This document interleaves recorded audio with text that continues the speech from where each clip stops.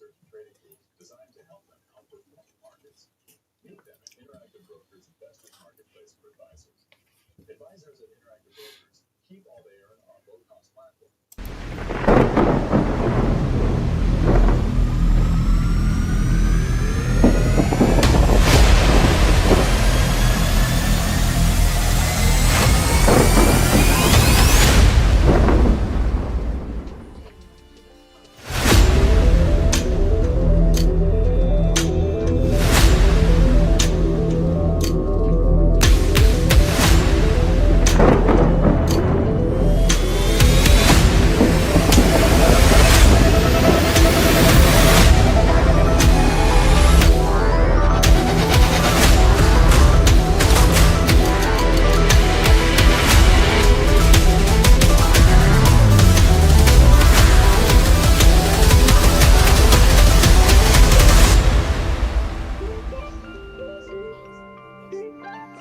Hey guys, good morning, welcome to the live session of Stocks Network Trading.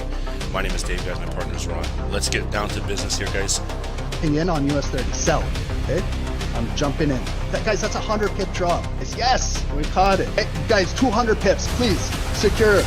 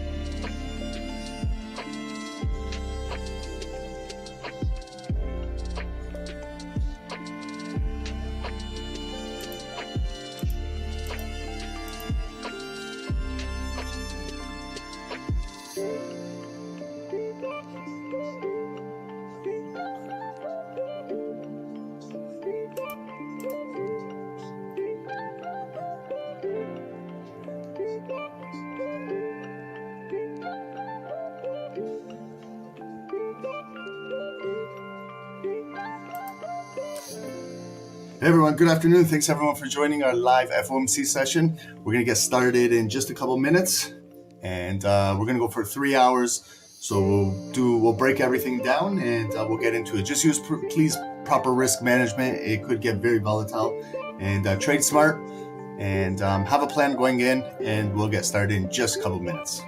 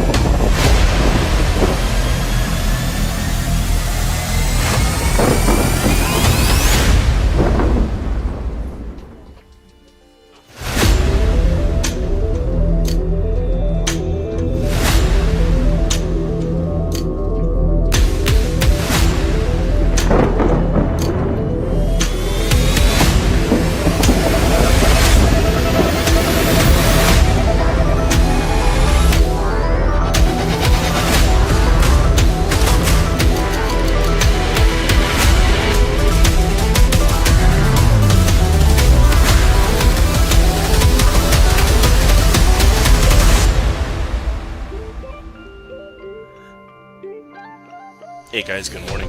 Welcome to the live session of Stock Sniper Trading. My name is Dave, guys. My partner is Ron. Let's get down to business here, guys. In on US 30, sell. Okay, I'm jumping in. Guys, that's a 100 pip drop. Yes, we caught it. Hey, guys, 200 pips, please secure.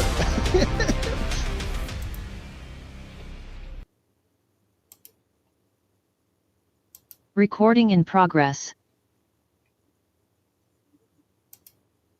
Hey everybody, welcome to Stock Sniper Trading. My name is Ron, my partner is Dave. It is 12 p.m. Eastern. It's noon. It's midweek Wednesday, and it's almost the end of the month. It's January 28. Lots of exciting things going on in the markets right now. Gold is, we were just joking when it hit 5,500 yesterday, and it's trading at $5,306 right now.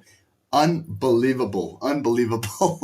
Like, gold is on a tear right now, and most metals are.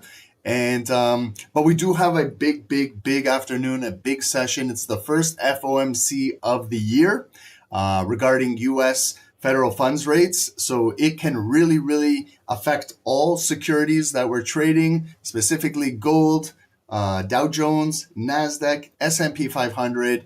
the US dollar, everything. So currencies, everything will be volatile this afternoon. So please, please, please use proper risk management. I already have a plan going in. I'm not blowing up any accounts. I'm not doing anything silly. Some of you guys have already passed your challenges. You're on your live funded accounts. Just listen to a little bit of advice before I get started. Don't be silly and risking your entire account on this FOMC session because you may regret it. You might make some mistakes, and if you over leverage, you could do some damage. And then you're going to have to recover, and it's going to take a while. Just decrease your risk. Let's just see what the market does. We don't even need to look for a trade. If it's not good trading conditions, we can sit back, we can analyze, we can see what's happening. There's always another Tokyo session later tonight. There's tomorrow to trade. There's Friday. There's next week. There's a new month, right? Be selective with what you're trading, whether your bias is bullish or bearish, whatever you're looking at. Just trade responsible. Have a plan, measure your moves, understand how much you're willing to risk on the trade. Is it going to be an intraday trade? Is it a scalp? Is it going to be a swing hold? Are you holding this position? All of these things should be considered prior to even taking the trade. A trader that doesn't have a plan is not a trader, okay? You're just basically guessing the direction of the move, and you're hoping for the best. That's not what we do here, okay? So I hope you guys are really learning to be responsible, mature traders, and move away from gambling in these markets, okay? So lots going on. I hope everyone has had a great day so far. We had a good day on yesterday's session. We broke things down. I'd like to do the same thing for today. Today, we're going to look at two securities. We're going to look at gold and Dow Jones US 30 on this type of split screen, but I'll do a top down individually on them, and then I'll bring them together. That's at 2 p.m. So we got about 2 hours before FOMC. And don't forget, 2:30 is when Powell actually comes to the podium and starts speaking. So from 2 to 3, it will be volatile. And then power hour is the last trading hour. And there's also big earnings this afternoon in the after hours. Big names are having earnings. So lots going on, guys. Let's get into it. So I welcome everyone. Thanks for everyone for joining. If everyone on YouTube can kindly hit the like button, subscribe to the channel if you're not already. It really does help us out, and we do appreciate it. Thank you, guys. And I hope you guys are continuing to learn with us both on Zoom and YouTube, okay? News. Okay, so first thing is Canada already had their Canadian FOMC basically over here. So the Bank of Canada Monetary Policy Report already came out. The Bank of Canada rate statement came out. Overnight rate, this is our federal fund rate. Canada is at 2.25 was the previous. You see the forecast, they paused. So they didn't increase, didn't decrease. They're pausing right now. They're waiting. Canada was talking about the CUSMA. It's basically the old NAFTA agreement, the North American Free Trade Agreement, the Canada-US-Mexico agreement. Donald Trump came in and kind of altered that. So that's what Canada's waiting for. Before they make any decisions on interest rates right now, they felt it was necessary to just pause right now until everything unfolds with the CUSMA. So that's going on over here in North America. And then we had the Bank of Canada press conference, so they were talking a little bit about that, labor markets and things like that. All of these things. Crude oil inventories also came out today. If you're a crude oil trader, your weekly inventories came out. And this is the big one, okay? So federal funds rate, this is FOMC. I got a quick little blog. Maybe I'll read about it and just get you guys more familiar with this. Some of you guys know what FOMC is. This one does not contain the economic projections. There's some select FOMCs throughout the year that have the economic projections. This one does not include those. So this one is straightforward. It's the federal funds rate. You can see that their previous FOMC was 3.75%. You can see their forecasting. Analysts are saying that, again, maybe a high probability for a pause, no hike, no cut, just keep the rates at 3.75, and we'll see the actual number. This will be released just right after 2 p.m. And then the FOMC statement, and there will be obviously trading volatility at that time for those 30 minutes. Then we move into 2:30. This is when Powell comes to the podium, and he starts giving his guidance and talks about what the decision was, the actual number that came out here, whether it was an increase, decrease, or pause. Powell will talk about it. Then he'll briefly get into talking a little bit about monetary policy regarding the labor market, tariffs, inflation. We'll give a little bit of forward guidance as to maybe how they're going to move into the next FOMC upcoming in the next month. And then he'll take some questions from the audience and answer those. And that can be volatile as well, okay? So just keep in mind, these are 3 high impact red folders. Please be careful, okay? Don't be doing anything silly. If you do, it's on you. You know what I mean? Yeah, we're all mature adults here, I assume. And if you make a mistake and you do something silly, you got to live with it, okay? I've done this before. I went high leverage on FOMCs, NFPs. It wasn't the greatest. I blew up accounts too, but I learned, and it's not worth the risk, okay? There's always better volume to trade. Some FOMCs are better volume than others, and some are very, very choppy and erratic, and it's just in a tight range, very choppy. So we gotta see what the market unfolds and how the volume moves, and let's look for some good probable setups, okay? There's nothing wrong with waiting for candles to close as well and follow the volume, figure out some resistance levels, some support levels, point of controls, points of interest, and things like that, and trade off of those as well. But sometimes you gotta just sit back and wait and let candles close on their own, right? Okay, so that's coming up. What else we got going on in earnings? Okay, we had some pre-market earnings today. I'm not going to talk too much about those, but I want to talk about the after hours earnings. Okay, these are the big names. Right after we wrap up our FOMC, Power Hour, then 4 p.m. Wall Street closes, then there's after hours trading and after hours earnings. Microsoft Corporation, one of the largest in the world, will be reporting. Meta, one of the largest in the world, will be reporting. Tesla, one of the largest in the world. These are your Magnificent Seven. These represent 3 of your Magnificent Seven securities. The Magnificent Seven securities control basically 80% of the S&P 500, believe it or not. There's 500 American corporations in the S&P 500, and 7 of them basically control the entire 500, and these are 3 of them. So you can see the impact we're going to have in the after hours earnings. So have a plan. Will you be holding overnight positions while it will be released, right? And this has a lot to do with tech, okay? So if you're trading NASDAQ or S&P, this will affect those indices, okay? And some of you guys might be trading these securities individually through buying shares. Maybe you bought some shares of a Tesla and are waiting for the earnings going in. Maybe some of you guys are trading the options and things like that. So that's also happening today. It's a big, big day today, okay? So big earnings. And then tomorrow morning, it continues with MasterCard, Caterpillar, Lockheed Martin, Nokia, Blackstone. It continues. And then also tomorrow after hours, Apple will be reporting. So you can see a lot of the big tech names will be reporting, okay? Right now, just in the news right now, Bank of Canada signals a troubled economy, says the Canadian Chamber of Commerce. So this is what they're talking about. The economic pessimism is increasing as weaker data pile up and the fate of the CUSMA looms. So the CUSMA is the Canada, US, Mexico agreement. It's basically the old NAFTA, what I was just talking about. So it allows the 3 countries to trade with free trade, but now tariffs are interrupting that. So that's why Canada paused interest rates to see how this unfolds. Amazon is in the news. Guys, like this is, concerning. Everybody now probably buys off of Amazon and gets the next day delivery, and basically malls are dying, but look at right here, like Amazon cuts about 16,000 corporate jobs in the latest round of layoffs. Okay, so this is rounds of layoffs. This is like round 1, round 2, round 3. So this is not good. Like Amazon is, I see these Amazon trucks everywhere I go. Amazon is always in my neighborhood. They come to my house 5 times a day. My daughter's ordering all kinds of shit off of there,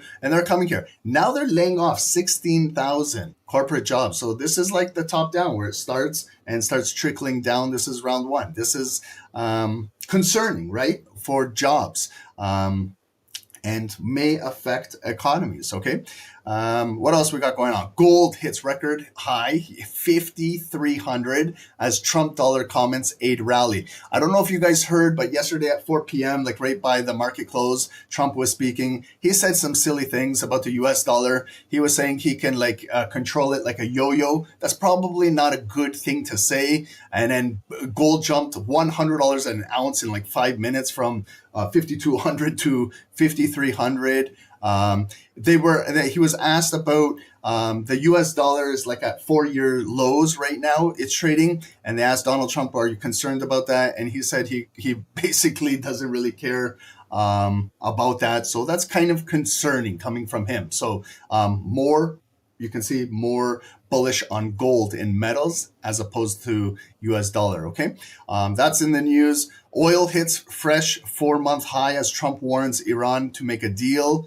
The Kuzma over here in North America.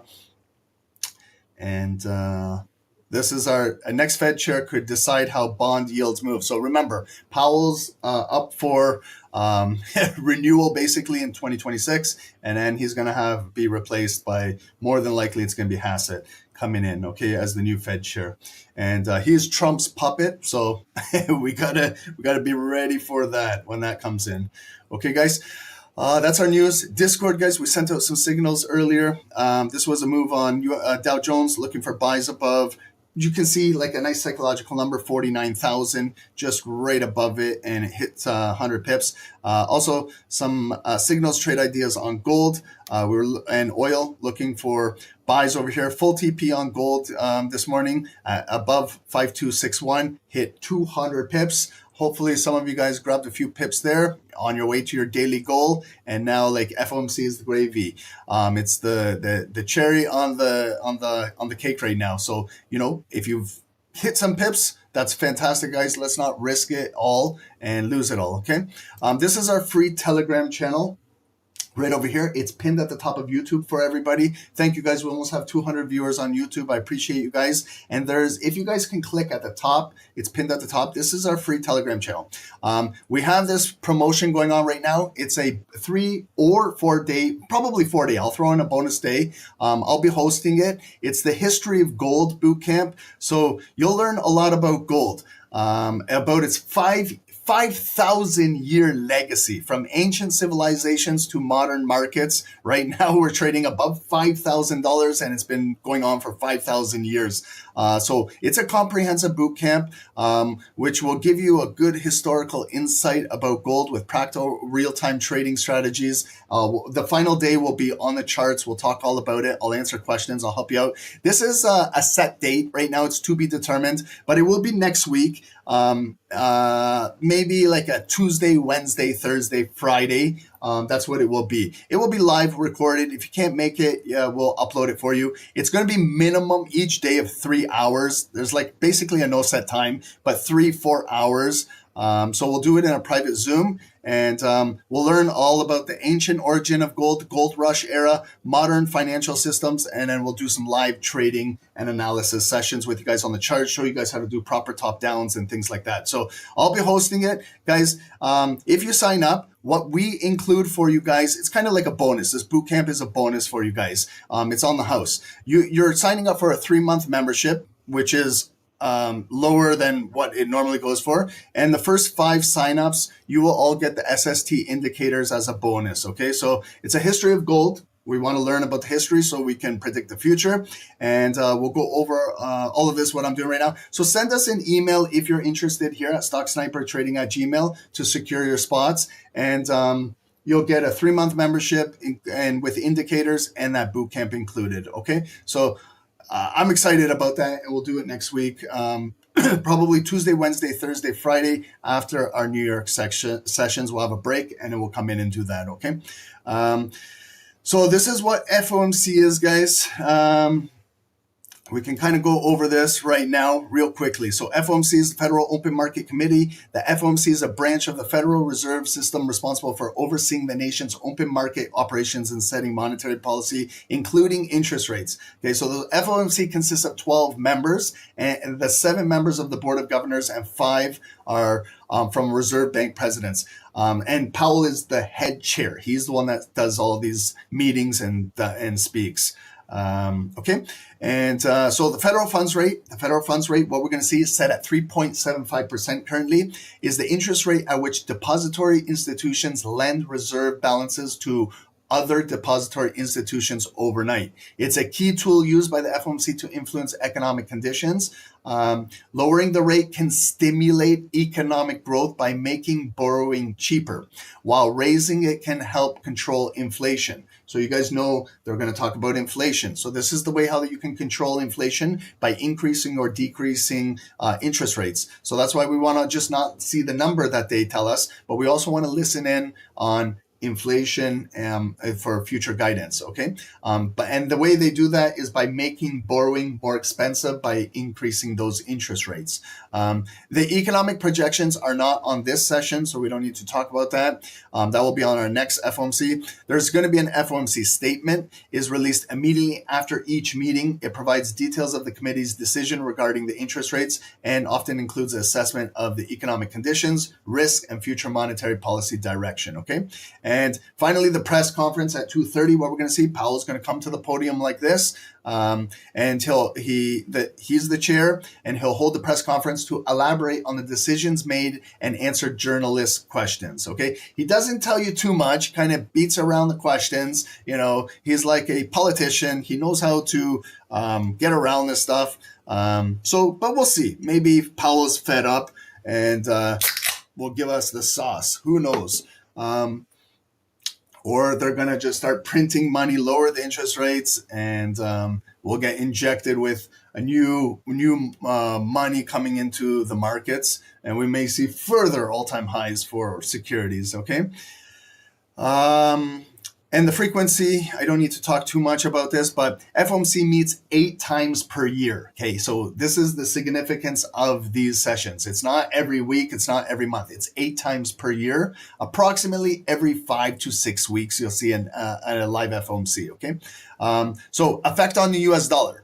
Changes or hints at changes in the federal funds rate can lead to significant volatility in the US dollar, okay? So everything we basically trade correlates with one way or another with the US dollar. So if you're trading currency, your currency will be affected because most currencies are paired, major currencies, against the US dollar, right? If we're trading metals, if we're trading indices, whatever it is, okay? So a rate hike generally strengthens the USD as it attracts foreign investors seeking higher returns. Conversely, a rate cut may weaken the US dollar, okay? So what is the importance of this for you and I? Understanding these decisions helps traders anticipate currency movements, interest rate changes, affect everything from exchange rates to stock and bond prices, impacting global financial markets. So this is not just a US, like North American phenomenon. This is global financial markets, okay? So these interest rates affect everybody on this call, everybody around the world, no matter where you are. You might be living on Antarctica right now, and these interest rates will affect you out there, okay? We're probably colder than you guys right now in Antarctica. So I need to make some pips to pay for my heating bill because it's freezing. Today is going to go negative 28 over here. Negative 28. Okay. That's pretty cold. Okay. So we got to get some pips to pay for some heat in here. So for some tips for us, stay informed. Risk management, okay? Don't do anything silly because there could be we've seen at 2 p.m., as soon as they release it, for the first minute, there could be a 200 pip candle, 200 pips.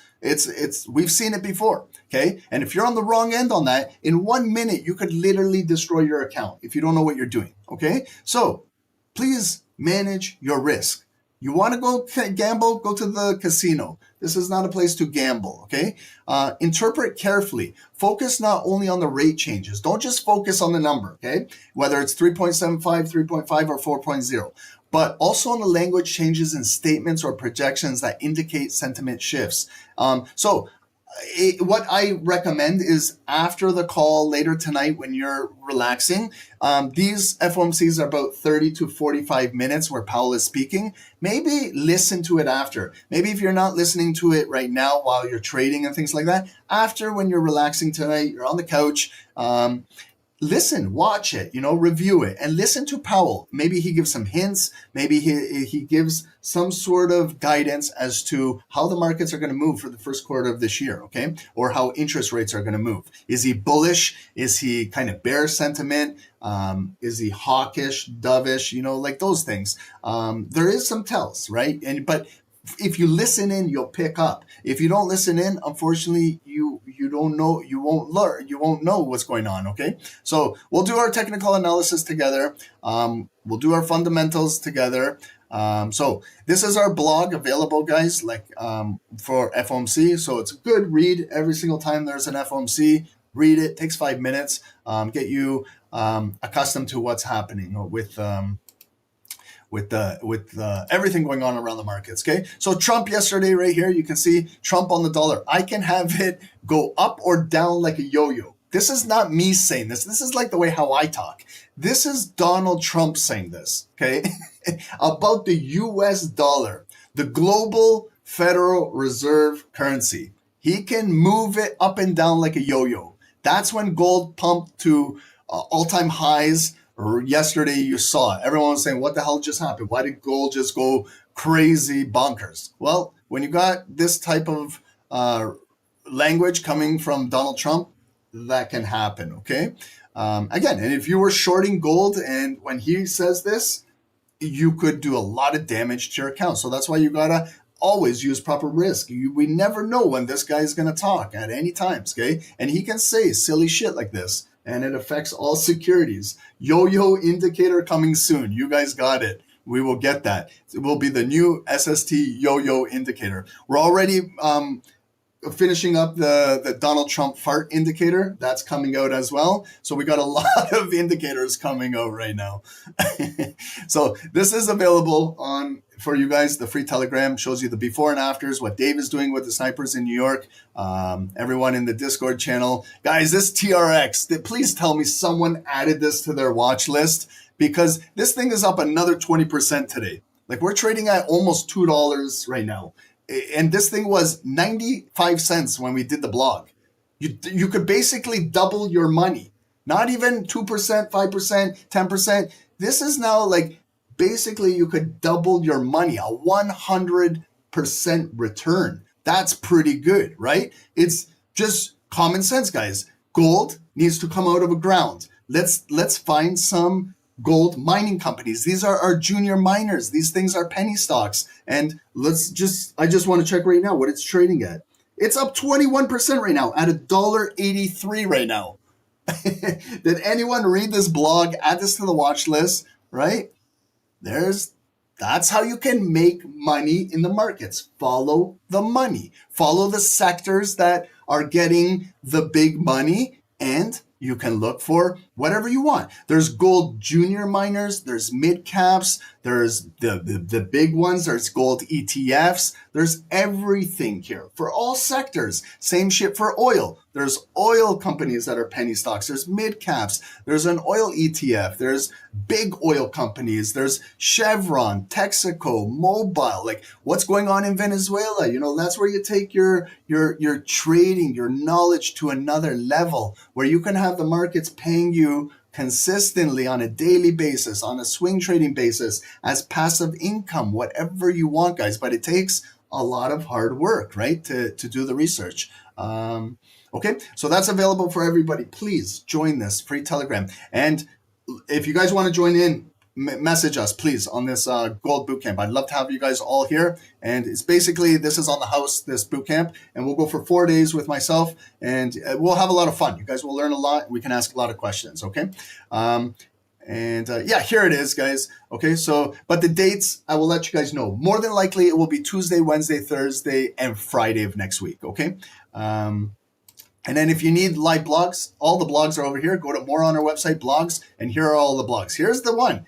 January 19, read it, TRX Gold. When we sent it out, guys, it was trading under $1 at that time. Okay, and you guys are learning about the petrodollar.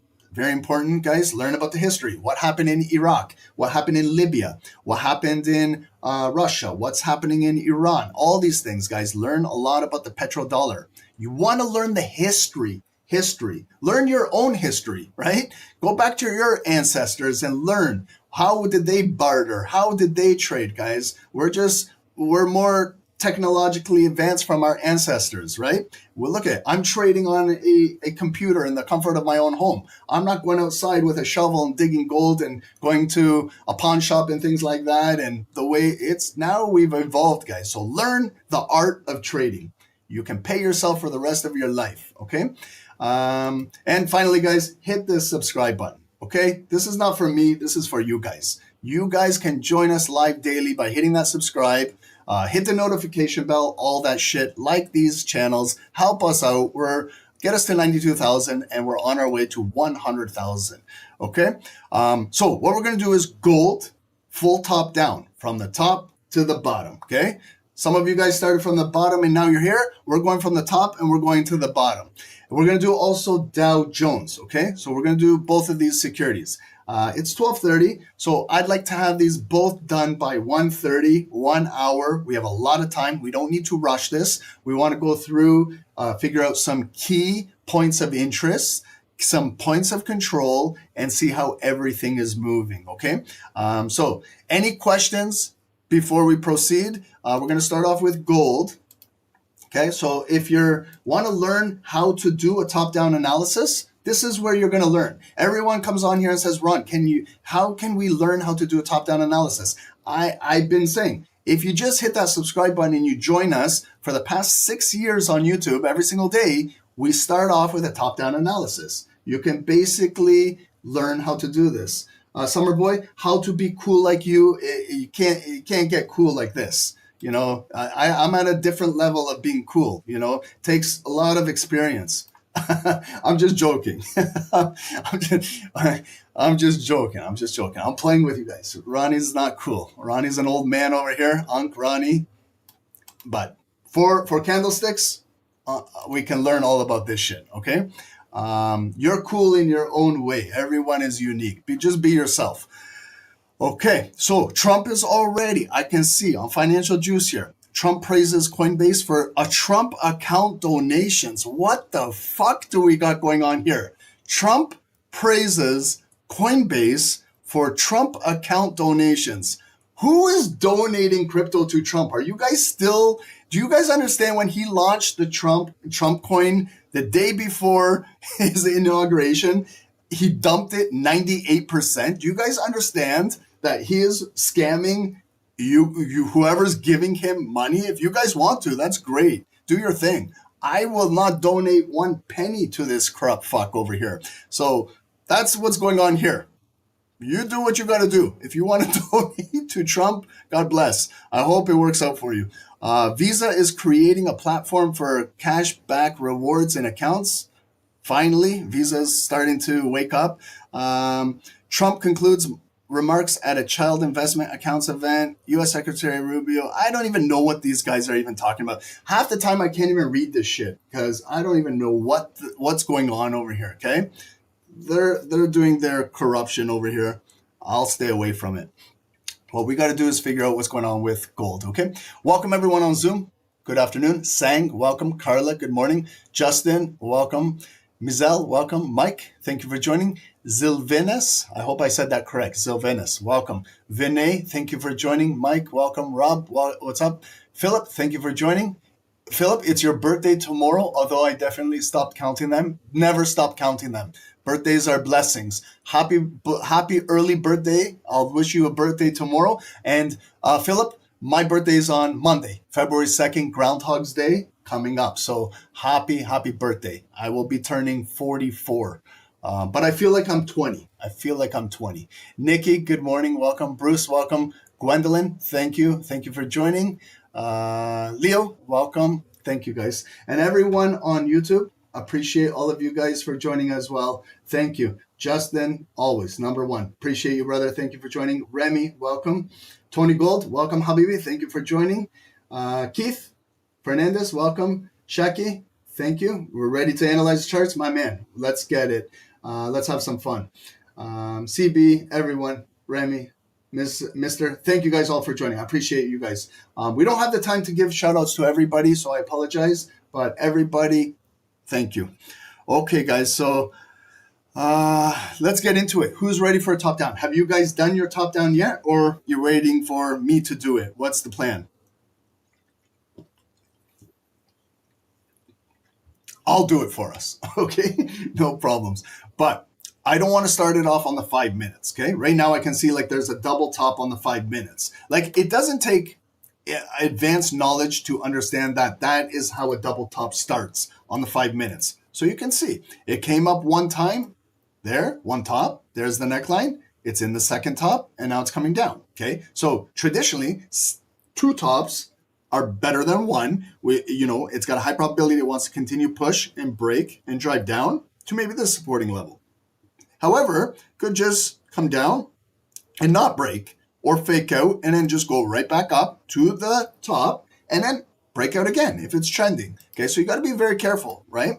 You got to understand the risk involved if you're shorting and you're shorting an uptrend, right? Could go down, get a wick. Like if you've seen yesterday's volume, the way it was trading, it was very tricky yesterday. So you got to be careful, okay?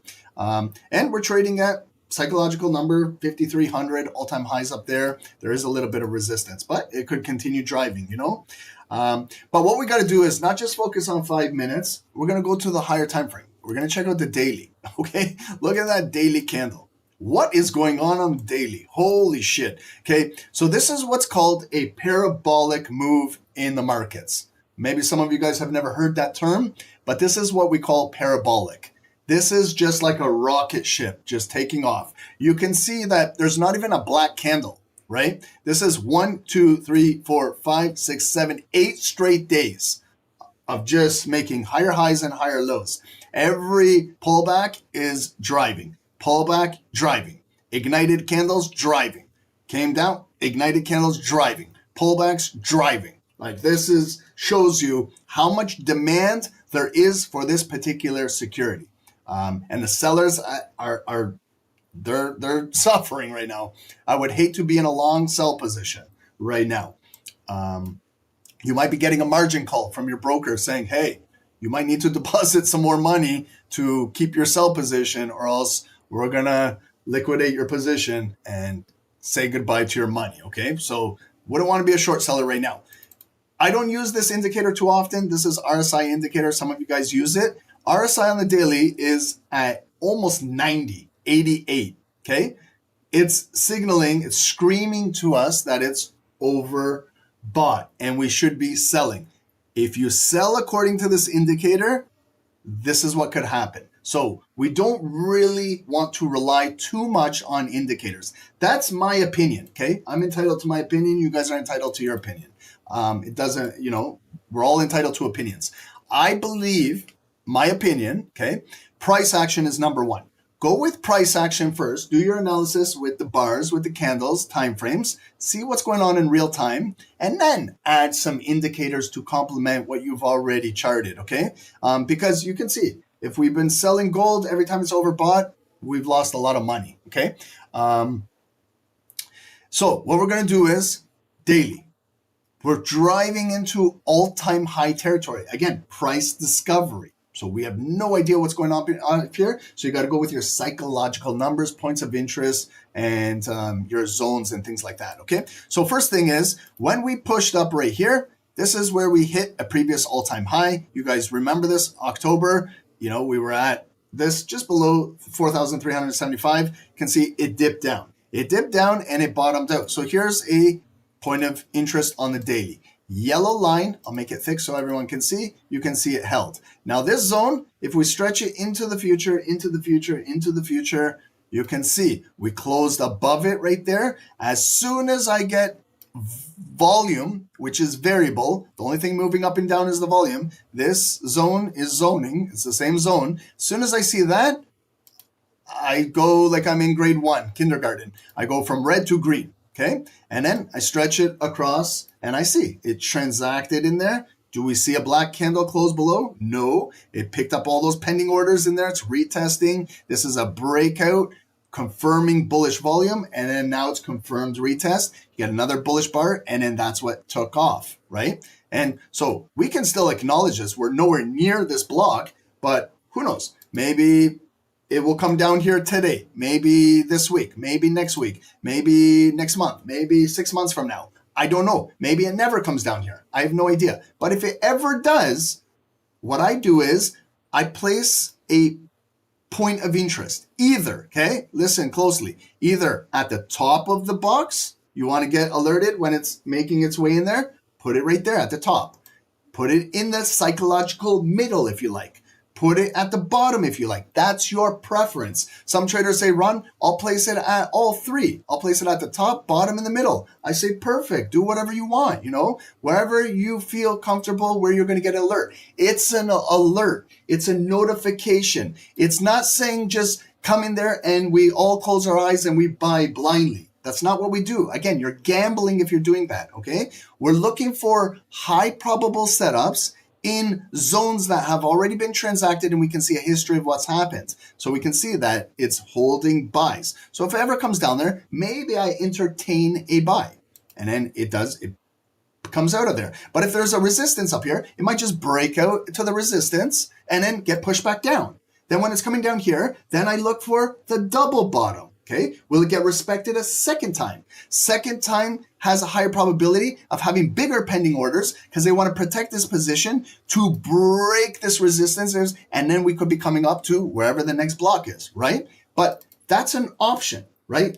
Trading has options. Option 1, option 2, option 3. You trade the stock market. There's an option chain. They give you the options. It's up to you to do whatever you want with those options, right? So just like us, that is an option of what can happen in the market. However, there's another option. What happens when it's coming down? We get alerted right there. It alerts us. That doesn't mean just go in blind, but we see what's happening. What if it's a big black candle? It cuts right through there, but it has not closed. It's an impulse candle. Then it comes down there, it picks up a wick, and it comes back up and closes in the green zone or above the green zone. Now I know by waiting patiently for the body to close, I know that it took some type of liquidity. It hit some pending orders down there and closed positive. So maybe now it comes back, retests the green zone, and then it's gone. And then I know at least then there was liquidity grabbed. It swept the liquidity, came back up, still closed above, and then it's doing this option, right? It didn't just do the double bottom. It saw there was more pending orders down there. The market can see everything, comes down there, picks it up, and does its thing, right?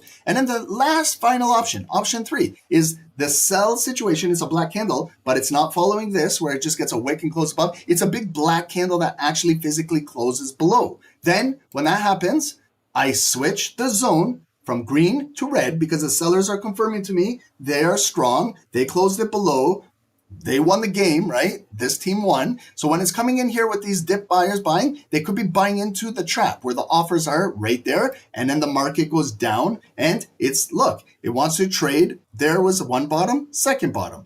Same thing, could come down here and go right back up, or it could break this, same thing. Then your yellow line is your point of interest. It could be support right there and turn to resistance. Then we got a trend coming down in gold, right? Do you guys understand this? Because when I explain this, I know it's on a daily, but I'm just explaining the bars. I'm explaining the options. This could be 5 minutes. This could be 1 minute. This could be 15 minutes. Just understand when you're trading to identify these type of zones and understand in the back of your head, Ron always says there's 3 options. If it's not option 1, it might be option 2. If it's not option 1 or 2, it might be option 3, right? You're already, we just go with these options, we have a 33.3 chance probability that one of these 3 things is going to happen. If I can eliminate maybe this one, I don't see it closing below, then now I have like a 67% chance of being successful. If I can, see a double bottom, maybe now you've increased your chances of 70%. You trade with the right risk management, you're patient, you're disciplined, you wait for your setups. You can see how right away overnight you can be turned into a successful trader, okay? So do you guys understand? I took some time. I took like an extra 10 minutes to explain that because we're going to be doing the same shit on the lower time frames. I want you guys to understand this concept. Please, understand this, okay? It's very important, okay? I wouldn't waste 5-10 minutes on an FOMC to explain that because I know how valuable it is. I know how it is, okay? So let's follow all of this, right? We had a bull flag right here, okay? Now you're learning about bull flags right there. You can see how you can consolidate that volume. It went up, down, up, down, up, down, and then broke right out. That's a bull flag. Bull flags, technically, if it's in a rally, have a high probability of continuing to the upside, okay? If the sellers closed it black candles below the bull flag, then maybe they had enough potential to bring it back down here. But it's holding, okay? So this bull flag that was in the markets, you can clearly see it, you can extend that into the future, okay? So what if the market comes back down, it's coming down, maybe it tests this flag and goes back up. And then you see it doesn't even need to come into this zone, and then it's producing a higher low. You've discovered a hidden block in the market, okay? And then you play those options out of that block. Option 1, option 2, option 3, same shit. Let's continue going up, okay? Now this, I'd like to go with this big body candle, Tuesday, okay? Because this was significant. Monday was the start of the week. Bullish, ignited, gapped up candle on Sunday night, came all the way up very bullish. Then they slammed it down. But you see how it held just a little bit of blue volume? That's what we call an inverted hammer candle. It's a hammer candle upside down, still held, but big rejection. So we saw yesterday when Ron says, following the momentum of that wick, if the candle opens black, bearish, ignited, it's moving down with that momentum open and could easily take out that body and drop even further, okay? But you see, look at Tuesday, how it opened. Bullish, ignited. Look at that, okay? So it didn't even allow it to break down and just continuing uphill battle, filling that wick. You don't see this too often. It's just showing the strength of gold. Like it cannot be stopped right now, and just continue to break that wick, create a new high, and close near the high. Next, today, this is now today. Let's break down today, okay? First thing I do now is, see this big body candle? I have it placed right there at a point of interest. But what I like to do is also cut that body. I love to cut it, okay? Right in the middle. You see how it's right around psychological number 5100, okay? If you don't guess where the middle is, get your Fibonacci tool. This tool right here. Opening price, closing price, right there. It maps out everything for you. What I'll do is I'll get rid of the numbers that we don't need right now for this particular purpose, okay? So click on your Fibonacci, go to your settings, let's go to style. For this particular, where I'm looking for the point of control, exactly 50% and the 618 and 382. For this, I don't need the 0, okay? Because I'm just attaching it from the opening balance if it's a bullish candle to the closing. If it's a bearish candle, I'm putting it from the opening to the closing. So I don't need the 0. I don't need the 23.6 for this particular purpose. I need the 382. I need the 0.5. I need to have my 618. It's yellow for 618 being that golden line, golden zone. So these three numbers, 618, 382, and in between, that's what we call the golden zone, okay? And what we also do, we don't need is the 786 for this purpose. We don't need the 1. I don't need the 1.618. So now you see right there. There's the, see how close I was to guessing? There's the actual 0.5 right there. And then you see how I have the 618, 382. That's what creates the zone. I call it the point of control. You can call it whatever you want. I heard some traders say, Ron, I call it the Mickey Mouse zone. That's perfect. You can call it whatever you like, whatever floats your boat. I don't give a shit. Just understand what this represents, okay?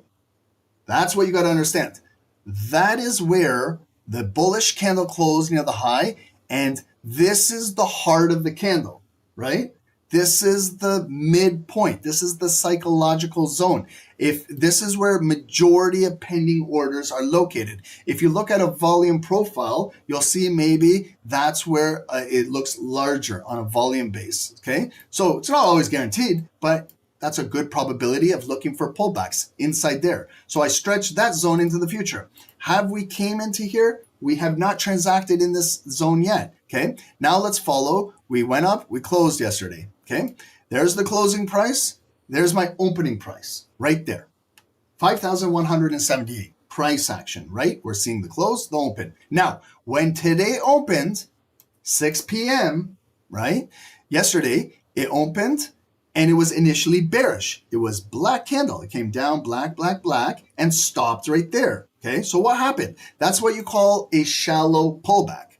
Okay, shallow. Just came down, shallow. The buyers were right here pending. They were sitting right here. It filled, got those pending orders, and then it flipped right back up to the opening. And then look at the short wick. It filled the short wick. The candle did its job and broke and continued to take off. Okay, so this is our lowest point of the day. I identify it with a purple line. 5,157 is our low of the day.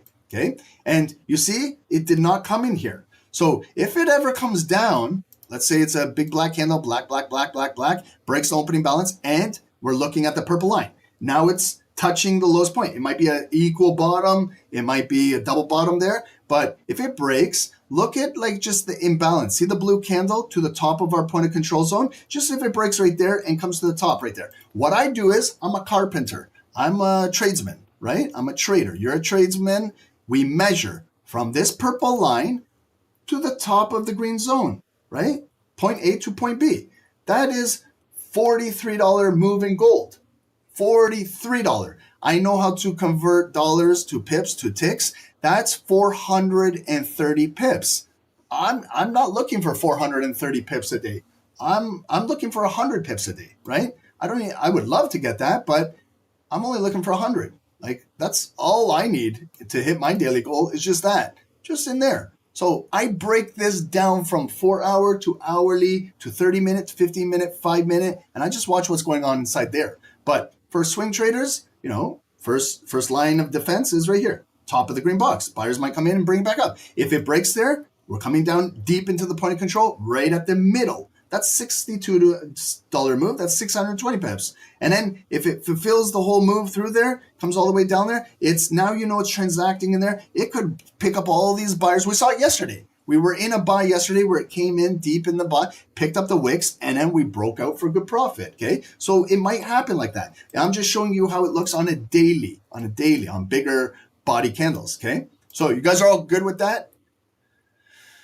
I just need to grab a drink here because I'm losing my voice. But what you guys understand is that, am I making myself clear? We got a lot of time. It's still 12:50. Okay, so let's continue following the volume. What happened? We came down, got some big buyers, shallow pullbacks. They were asking to trade right back at the opening balance. And then look, it broke out the previous resistance. Breakout, pop. I don't have any resistance behind. I can't even look at the history to see because we've never traded up here, right? We're at all-time high territory. This is what we call price discovery. It could go 5,500 by the end of today. It could go 6,000 by tomorrow. Who knows? It could come all the way back down to here tonight. Like, you know what I mean? Nobody knows, right? So what we got to do is use some common sense, use some psychological numbers, and just continue doing our thing, candle by candle. Now, bullish. It's got a wick already at the high. Okay, so I know that that's a daily high because I'm looking at a daily candlestick. So that's my daily high, $5,311. But this is also the all-time high, okay? So I can leave it as a purple line, but I like to use an orange line to represent Donald Trump's face, okay? So orange for Donald Trump's face, his makeup, 5,311. And when it came up there, okay, there's some selling pressure. We can see a wick, but we still have a huge big body on the daily. Okay, so 4 more hours to go before this daily candle closes. What I like to do when I'm getting in the moment of getting into intraday trading and scalping, if it's a body like this, again, I like to figure out 50%. We did it yesterday. I'm going to do it today.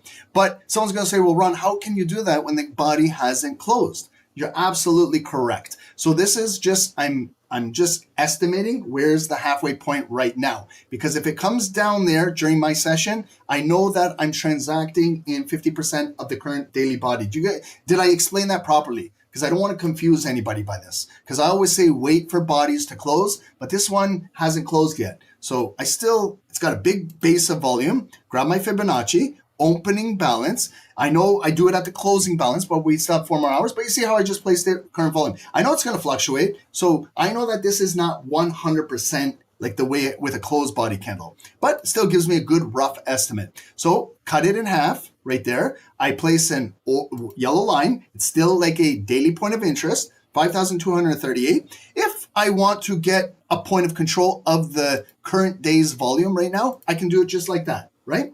And then what I can do is just to remind myself, if it comes in here, the yellow line, I can go to text and I can write that this is representing 50%, okay, 50% of daily, let me say today's daily candle,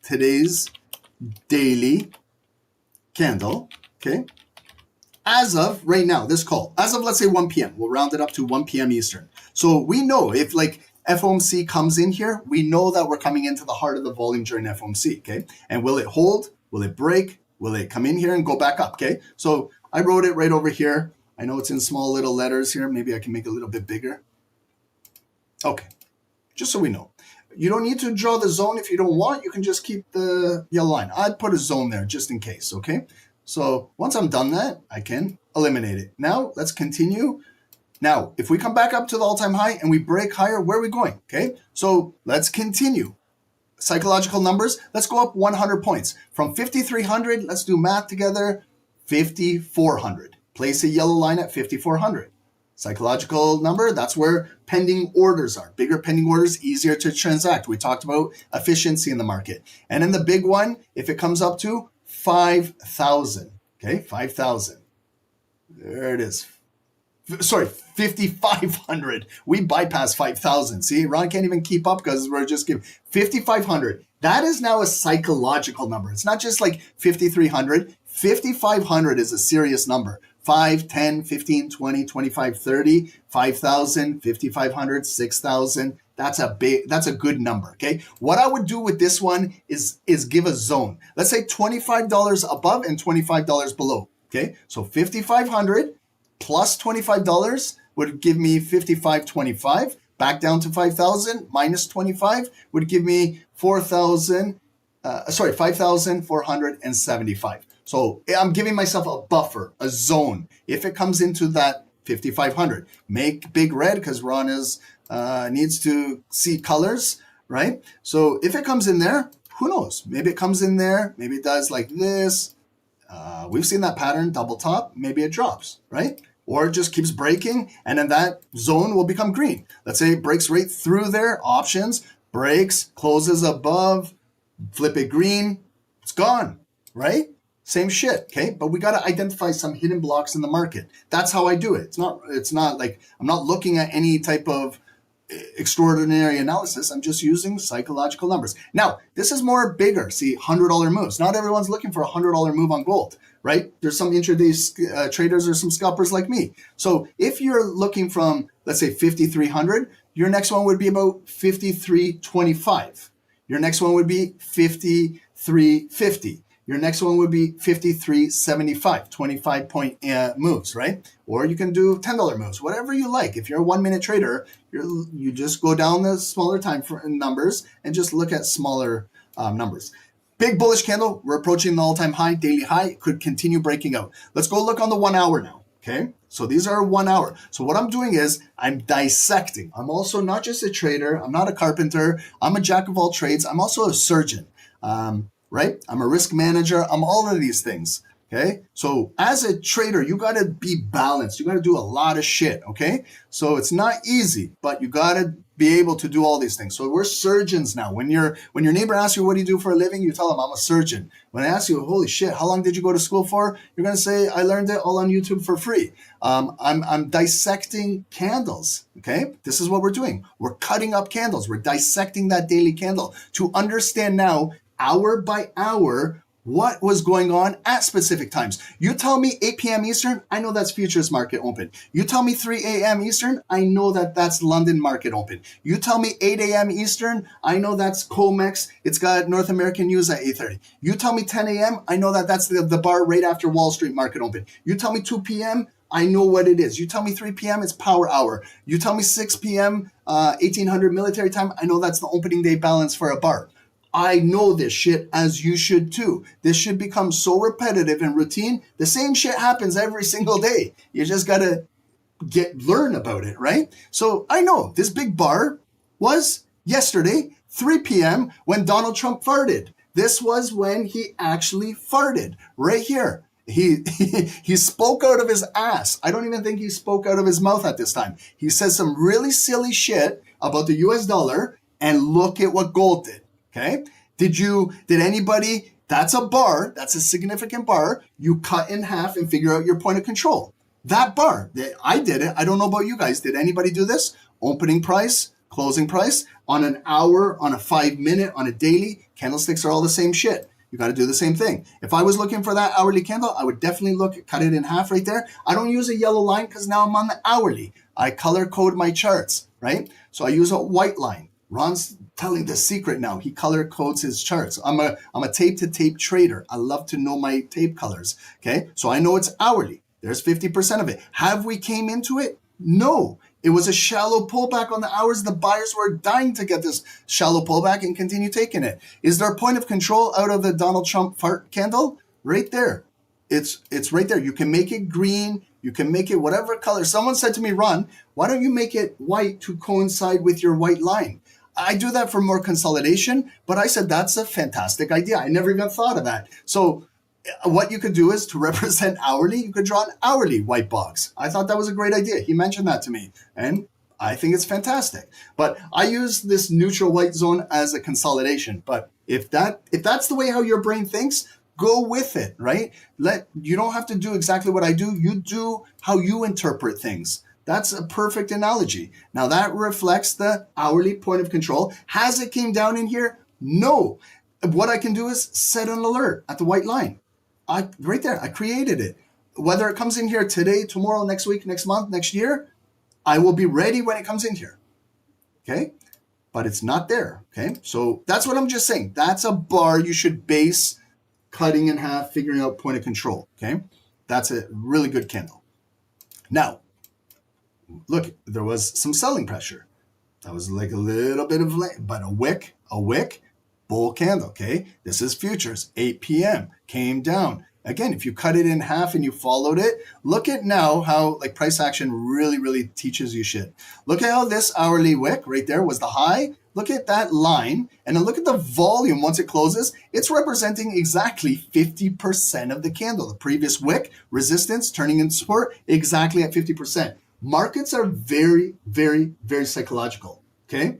When you understand this, you will do really well in trading, okay? Now, our hourly candles, we're going.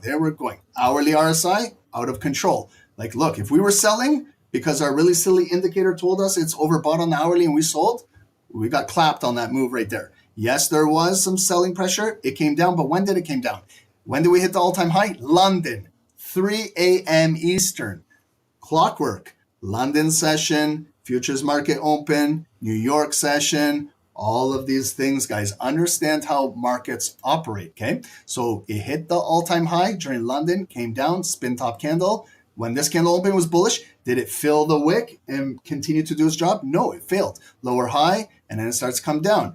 50% of that bearish candle. If you cut the bearish candle in half right there at 4 a.m., look at the retest. It opened blue, right into 50%, rejected, and continued to push down. Then 6 a.m., this is now pre-New York, came right in there, right into 50% of today's daily candle. Tested 2 times in there. Then it barcoded. Bullish, bearish, bullish. Here's where it got kind of really volatile. 10 a.m. was black, but see how it's still holding in here. And then coming right back up. Now, look, the hourlies, we're trading like by the double top on the hourly of the all-time high. Okay, pattern recognition. We came up.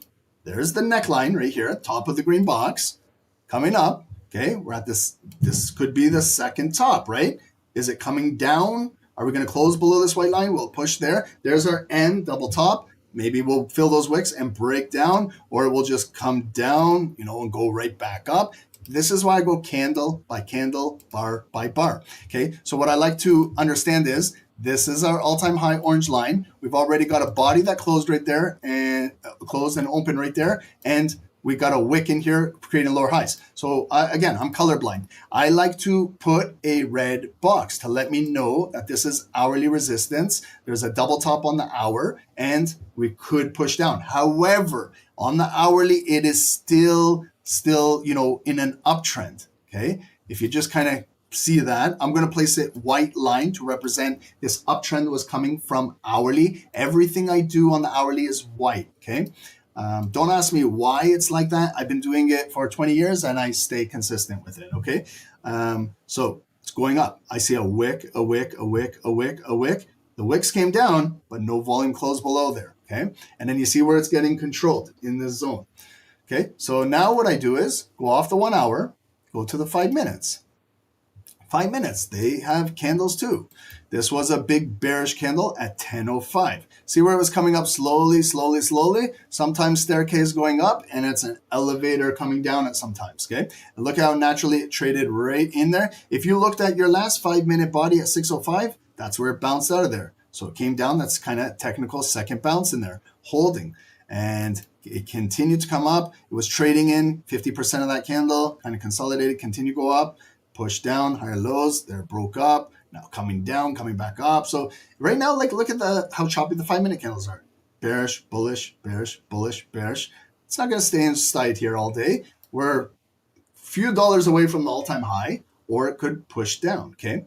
So if you don't feel comfortable trading this range, what I like to do is kind of consolidate this range right there. That's where the volume is, like I keep it neutral like this.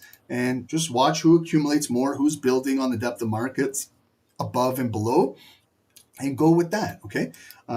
It's 105, okay? So we're on the 5 minutes now. And then also I want to mark up maybe 5,325, just in case it breaks out. I want to have that, what I was talking about earlier, that $25 move right there, okay? So I just make it like a resistance line. If it continues to break a new all-time high, maybe we reach 53.25. Maybe there's a seller there that will push it down, okay? If it continues to go up, maybe 53.50, right? I can draw some lines at those psychological points, right? Okay. So next thing is, are we all good? Do any of my points of interest, do any of my control points match your charts? Do you guys have something similar? We're not going to be perfect, right? It's my interpretation, your interpretation. Someone will say, Ron, I've got whatever it is, okay? And you just do your thing. Make sure it makes sense to you. That's it. I'm not here to change the way how you trade or your psychology or anything. I'm just showing you the way how I do my thing, okay? And it's pretty simple. Like someone said to me, Ron, yesterday when we were taking that buy, he said, Ron, it came into a 15-minute in fair value gap and it did this inversion and then it did this CSID. And I'm like, what is this guy talking about? What? Like, honestly, I was so lost. I didn't know what he was saying. I probably you're right, but I don't know what he's talking about. I don't know the language he's speaking. So I'm just looking for bodies closed, this, that, and keep it simple, right? Not looking for all these other terms that I don't know about, okay? I can't even keep up with my kids with the slang they're saying these days. I just learned about 6-7 like last week. That's how old I'm getting. And I heard that now it's phased out. My daughter yelled at me. She said, don't say that anymore. It's not 2026. We don't say that anymore. I'm like, okay. Grade 4s, we don't say that anymore.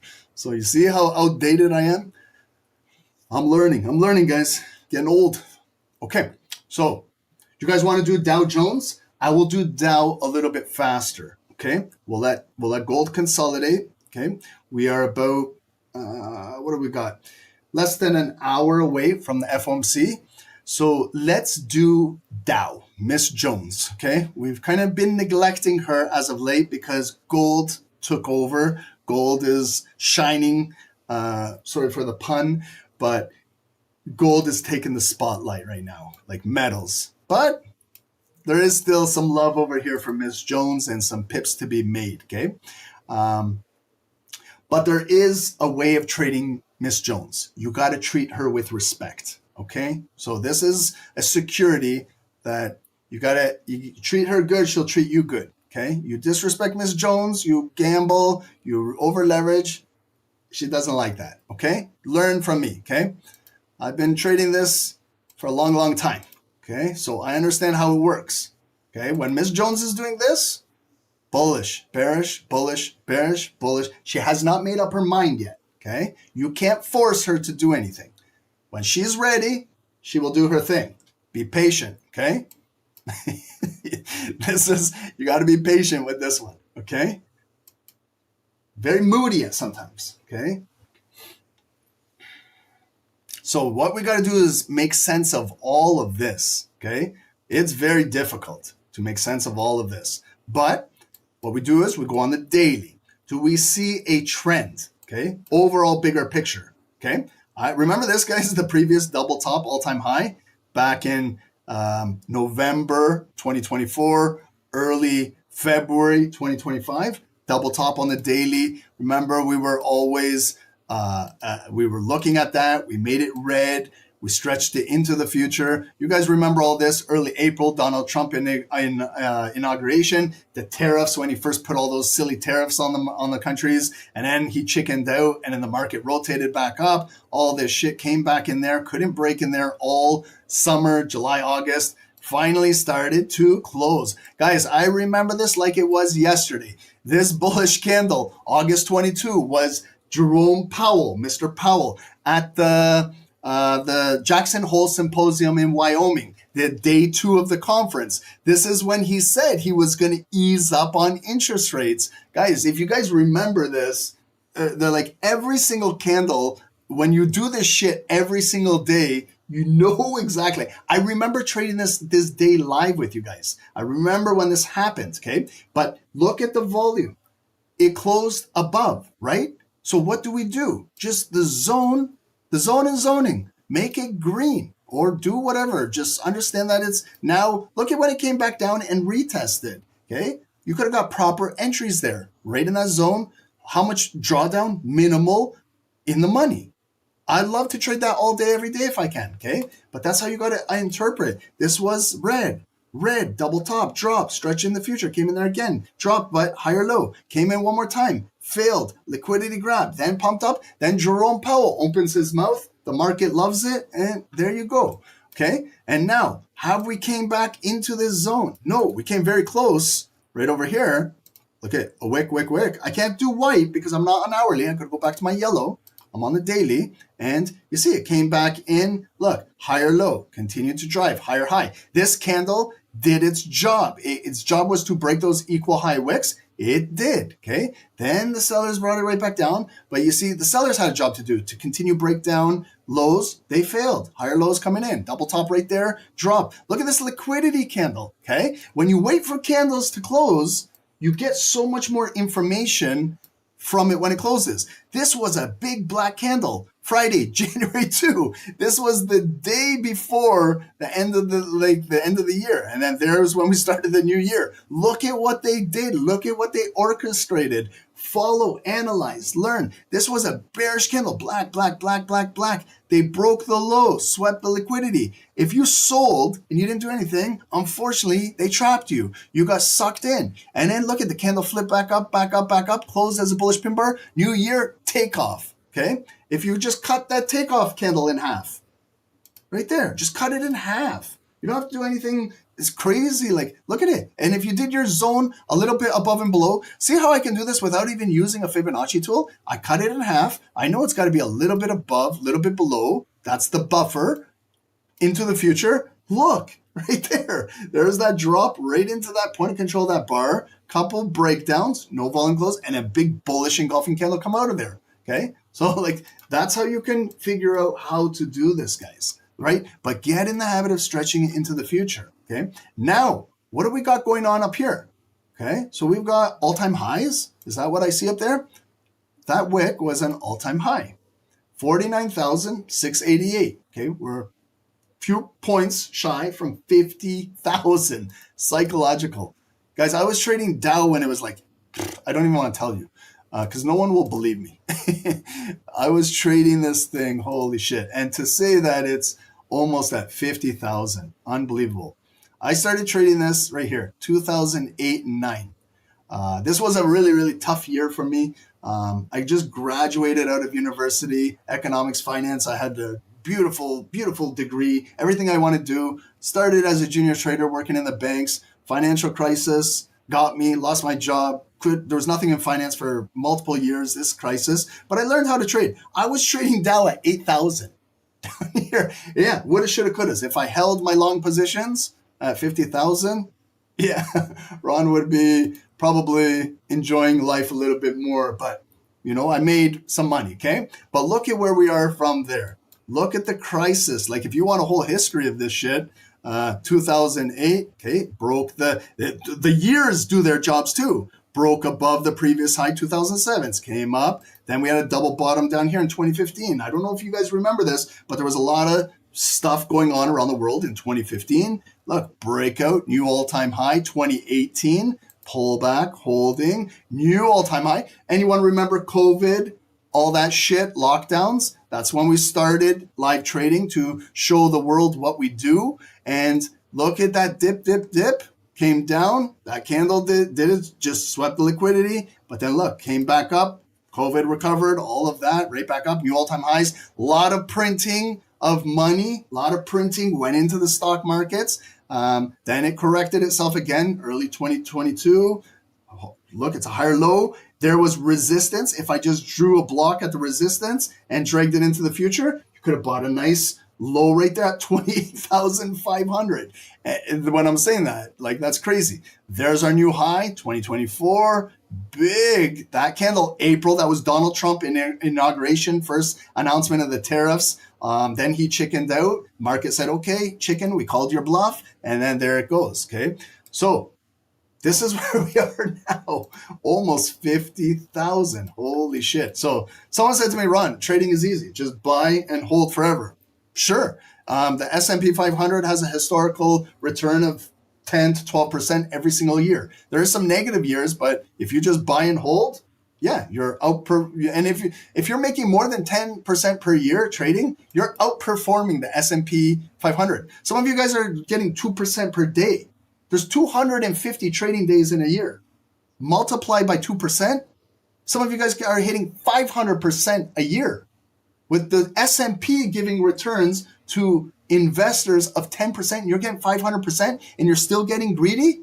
You got to shake your head a little bit. You got to come down to earth. You know what I mean? Like, for real. Some of you guys are texting us, messaging us, saying, "Ron, I'm getting 1% pretty much every day, 2%," and I'm saying it's amazing. It's amazing, but just put it in perspective of the return per day, 250 trading days, Monday, Friday per year, and look at the historical rates of these big indices, and you are outperforming. Okay, you're doing amazing. Think about that compounding for the rest of your life. Okay, even a 0.25%, a 0.5% is unbelievable when you learn how to compound numbers. Okay, so we got this big push, all-time high, right? Can it go higher? Absolutely. Can we do price discovery? Okay, what's our all-time high? 49,700. What's the next one? Let's go, 700, 800. Holy shit. Like, look how it's very close. Oh, I'm on the monthly. I'm sorry. I got to go back to the daily. Okay. So when we wow, look at the consolidation. So we're stuck in this range right here. Okay. So if we continue to break back up for a new all-time high, what's above 688? 700. Okay. But let's go to the next one. 800. 49,800. Right? Right there. Yellow line. I know it looks very, very close, right? But this is how it trades. Okay. What's the next one? 48,900. Okay. And then what's the big one? Obviously, 50,000. Okay. Just like Bitcoin trying to get to 100,000. That's a psychological level. 50,000. You could do what Ron said again. You could go $25 above, right there, 50,000 and a quarter, and below 75. Right there. Draw a zone if you like. Right there. Same shit. Okay. So these are resistance levels, points of interest above us if it keeps going. But right now, when I look at the all-time high, I can see got rejected, rejected, rejected, rejected, rejected. There's bodies right there towards our orange line. That's where I can start to draw a zone right there. And then I see it came in there, back down, came in there, back down. All-time high, back down. Came in one more time in there, back down. Came in there again, back down. Came in there just recently, January 22 in there, back down. lower highs, barcoding, bearish, bullish, bearish. But it looks like it's pushing down. However, it's still coming up too. Higher low, higher low, higher low. We're in this pennant. It's not the best to be trading like in this, okay? It's very difficult. But, you got, again, Dow Jones is accumulating. Sellers are accumulating, buyers are accumulating. We're smart. We know that it's not just going to trade in here forever. It may make an attempt to break out to 50,000. Sellers are accumulating too to break Dow down. They did right there. Like they broke it down, but no black volume followed, right? So again, if it closes below, they've already done some damage. Now the volume just has to follow through. If it closes black, we flip this green to red, then we could be doing our job, filling that wick and continuing to come down, right? So we're stuck in this. It's difficult. That's why I've been avoiding trading Dow Jones as of late for the last month. Why? Not because I don't like it. I love trading Dow. Believe me, it's one of my securities I trade religiously on a daily basis. But I don't like this, how it's trading. Very difficult. When I look at gold, gold is trending.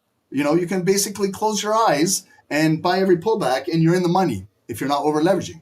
So I rather trade a security that's trending. Remember, you got to adapt. You got to be selective with the markets.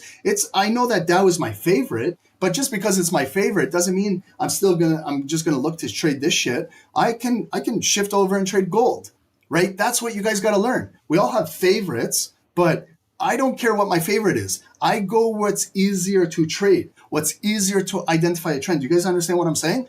I know that US 30 is my favorite security, my best in the world, but there's got to be times where you got to be real with yourself, okay? Just because it's my favorite, look at how it's trading. This is very difficult. Look at gold on the daily, it's beautiful, right? So that's how you can shift and adjust. Eventually, gold is going to get real choppy. When gold gets choppy, then maybe all of this accumulation on Dow is ready to break out. Then I switch over and I go back to Dow.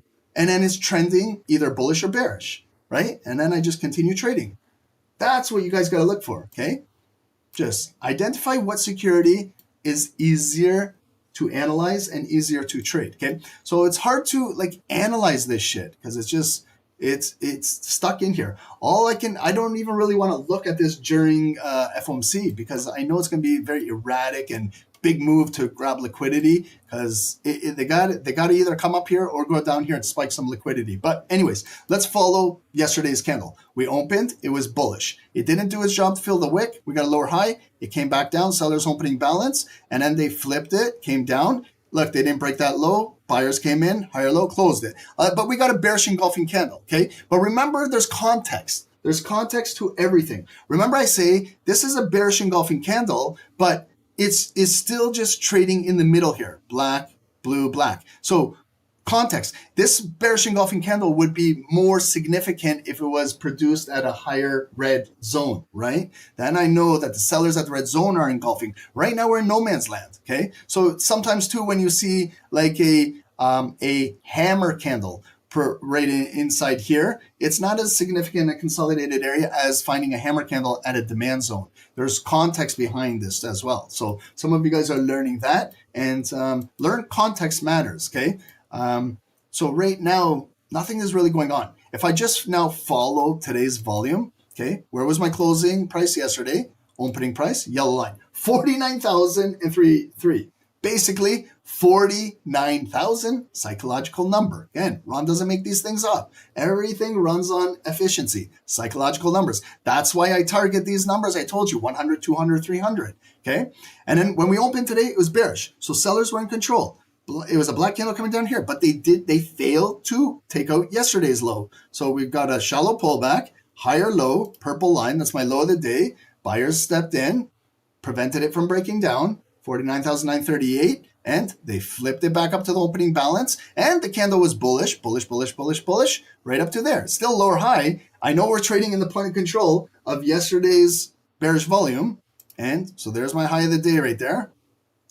Look at the number, 49,175, 150, 175, 200, 225, 250, 275, so on and so forth. And I see it's a lower high from yesterday, didn't even get up to the point of interest. The closing opening balances there, yellow line. Look at the number, 49,250. Sorry for shouting here, guys, but I get excited at these things because I see the same shit every single day. Or is it just me that sees these numbers every day, or is anyone else catching on to these numbers, or is it just me? I don't know. Sometimes I ask myself after the call, is it just me that's like reading these numbers, or is anyone paying attention to this stuff? I don't know. If you are, I'm telling you, like, you're going to say, come on, it can't be like this. But rejected, push down. So we got this. And it's just, I look to the left and it's just blue, black, blue, black. Like it's kind of like a trap. So yes, I know it could move, but not really. I see you guys are talking gold is moving. I know, I'll get to gold. Go to the hourly now. Now look at the hourly, okay? So there was a significant move, okay? When we came up there, big bearish candle, cut it in half. You can see it closed above. When it came up, did not really do its job to get above the volume break. Then the sellers pushed it down, big leg down, came down. Look at this on the hourly, okay? This is kind of the day before FOMC. Again, we always say, careful. Look at how it's trading the last few hours. Look how disgusting this is. Like, these are hourly bars. If this was 5 minutes, I would be saying the same thing. This is gross. Coming up, down. This is like nothing. I'm not even interested in US 30 right now. But still, if you look at an hourly resistance, it's right there. Bars, and 49,083, a white line. Sometimes when I'm watching 5 minutes, I look for a 5 minute volume can close above this white line. So make it support, then fill those wicks and drive, but it's nothing special right now, okay? The only thing I can basically see on the hourly is the big drop held right there. This is the neckline. This looks like kind of a second touch, second bottom, but with no follow through. It is trying to impulsively break out. So it could technically, just break out of here during FOMC and fill some range, or they could just fake it up here and really drop it down. I don't know. It just looks so difficult to trade right now on the hourly. If you go into the 5 minutes, the 5 minutes are moving, but just nice move down. See, this is the type of volume. Leg moving down, back up. Now this is gross. Big bullish candle, manipulation. Look at when I talk about this, like when I ask questions. That big bullish candle closed above with a rather short wick. It opened, and look, it was blue, and it didn't even fill the wick. It didn't even do its job to fill that wick and continue driving. As soon as you see that, you got to ask. It's like kind of poker face. It's kind of like a clue. And then it comes all the way down. When it comes to 50%, did it get a wick to go back up? No, it bearish engulfed, and then come down, then go back up, down, come up. There it tried again, and then they pushed it back down. So right now it's kind of like a double bottom, trading in between the hourly resistance, daily point of interest. If you see like this pattern, one bottom, there's the neckline. Go focus more on the white line, the hourly higher time frame, coming down, just kind of like a second bottom. So this should traditionally have the bigger volume to break out of here, maybe close, retest this, and then fill this wick to the left and continue to fill. But you got massive rejection at the daily high. So they're holding it down kind of right here on the lower time frames, and it could just be continue to push down. This from this is a lower high. They can bring this thing right back down. Dow is not looking really good right now, okay? We can add the daily bar indicator on the side, right over there. Daily bar indicator is nothing special, and we can put this on the right side. And I know some of you guys are going crazy for gold. I understand gold moves, new all-time high. Did it not just touch 53.25 right to that red line? Where's the wick? Okay, so remember, Ron didn't just guess where to put that red line. I went with a psychological number, 5,325. Did it not just do a 3-bar Tetris play in there? There's a blue inside black bar, bullish breakout. Get to know this piece, please. This is a 3-bar Tetris play. Right here, get to know this, okay? We've got a lot of traders who are retired by learning this 3-bar pattern, okay? It comes up, there's an inside bar, and then it kind of opens, ignited to continue to drive, okay? It can be bearish and bullish, but that's a 3-bar bullish play. Short wick, ignited bar, come right up, filled. Right to 5,325. That's why I trade to lines. That's why I trade to these things. That's why I make my decisions there, okay? I'm different from most traders. I do my shit at these lines, okay? You know, I either take profit. If I was in that, could be closing 80% up there. I could be taking my stop loss to break even. I have maybe a runner continue to go, but you can see like that was basically what I was explaining for over an hour. These psychological numbers. Why do I have a red line at 5,350? Same thing. I can place one at 75. Okay, same shit, right? If the volume gets up there, I guarantee you there's going to be some transactions up there, okay? Now, did we close above this red box? Yes. So can I make momentarily this red box green? Yes. Okay, so if you're looking to buy a pullback, maybe we've got to wait for it to come in here. But we're 30 minutes away from FOMC, okay? So sometimes, you know, they make a move prior to FOMC and then they go opposite direction during, okay? But we'll see what happens, okay? Any questions, guys?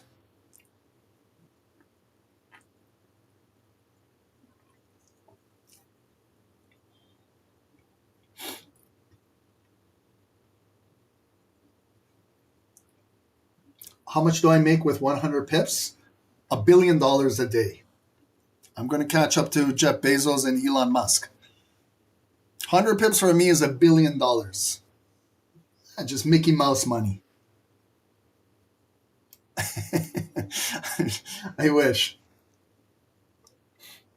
I would be trading with $1 trillion account. Imagine that. Imagine having $1 trillion to trade with. Just making $1 billion on every scalp. Must be nice to be Elon Musk. When he's a trillionaire, he could do that. 1 minute scalps and make $1 billion.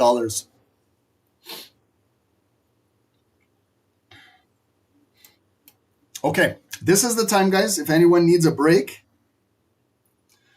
go grab yourself a coffee, grab yourself a drink, a snack, some popcorn.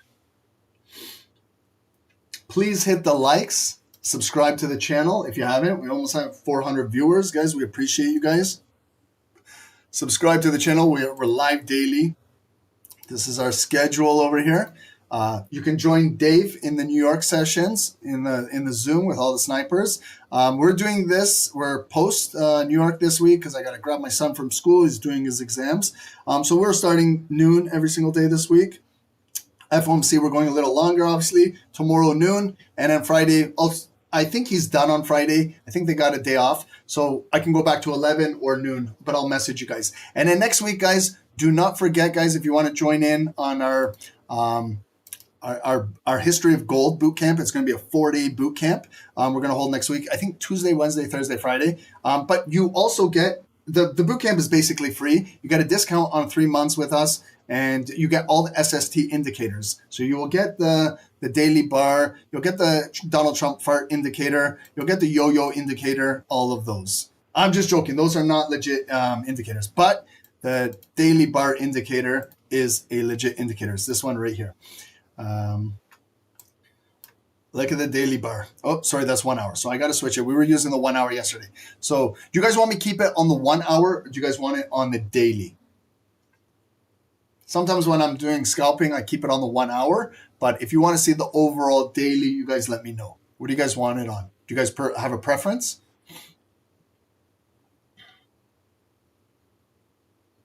One hour is good. Okay, guys, look it. Did anyone do anything at 5325, psychological number? If you didn't, unfortunately, this is what happens. Okay, look it. It hit that exact 5325 psychological number, and now bearish engulfing and continue to push down. The hourly candle's flipped and is closing in 3 minutes. Okay, so you can see how volatile it's getting, and we're 30 minutes away from FOMC.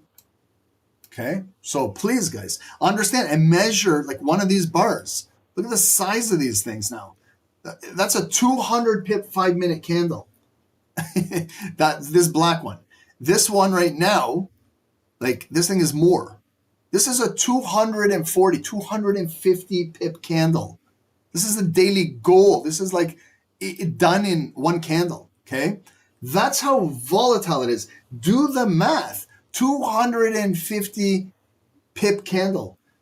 And it's just, if you put a stop loss just based on the other candle, you got to have you're over 100, 150 pips stop loss. Okay. So adjust your calculations here. That's why when you're trading this type of volume, you should be trading with micros. Like, unless you have the account to do standards. But remember, if you go 150 pips, let's say stop loss with a standard, that's $1,500. 1,500, 1,500.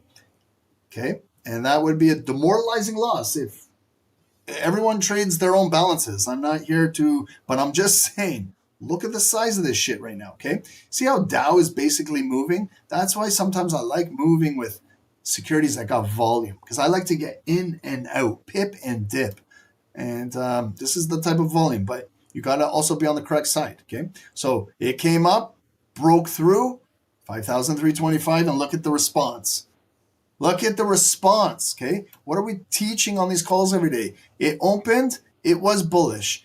Did it have enough juice to get to that and break? No, it came up lower high and boom. When it came in there, what I do is candle by candle. Like I would be cutting that blue candle in half. I see when it comes down there. Did it get a wick? Did it hold? Did it come back up to break and continue to go? No, the sellers are in full control. Not only that, they broke that ignited open and closed bearish right down to 50% of the previous candle. And then this one opened up bullish. And look how shallow. Boom. They just cut it down and filling down. So you can see how aggressive gold is moving right now. Holy, okay? Markets are wild right now.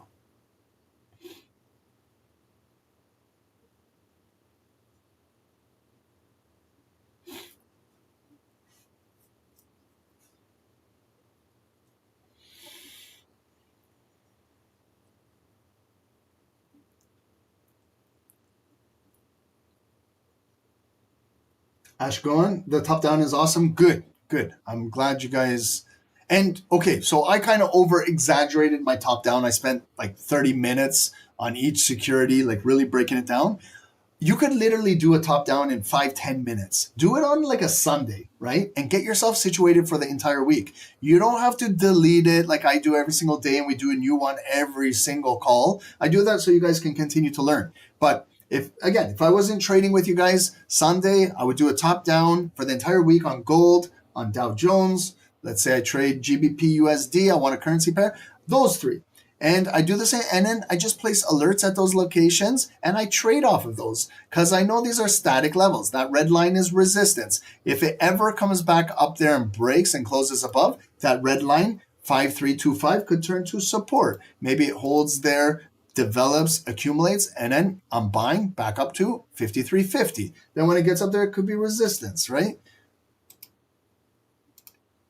Okay, so this now took out that low, coming down, closed. Okay, let's cut that candle in half. Okay, just a simple cut right there. Okay, and then now are we back below that green zone? Yes. So that green zone is not green anymore. It has to represent now maybe some offers. So if the market comes back up, gold comes back up, it could be coming where there's offers in the market at 5,300, 5,305. Okay, so that big move happened, creating a new all-time high, and it was a fake out. Okay, so they trapped a lot of buyers, right? And then look at what they're doing to them, liquidating them. Okay, so now are we going to push even further and close below this 5-minute support right here? Notice how all of this is developing prior to FOMC. Okay, so but the volume is still kind of in this range. Yeah, there's some big moves, some liquidations, things like that. You can trade prior to FOMC. Some traders are already maybe making a move. That's up to you. You can, but just understand that things are going to change pretty dramatically at 2 p.m. Okay, there's nothing wrong with analyzing. I know a lot of you are saying, Ron, why are you not in a trade? Why didn't you take a trade? Okay, because sometimes analyzing is trading. Just let's see what's going on, right?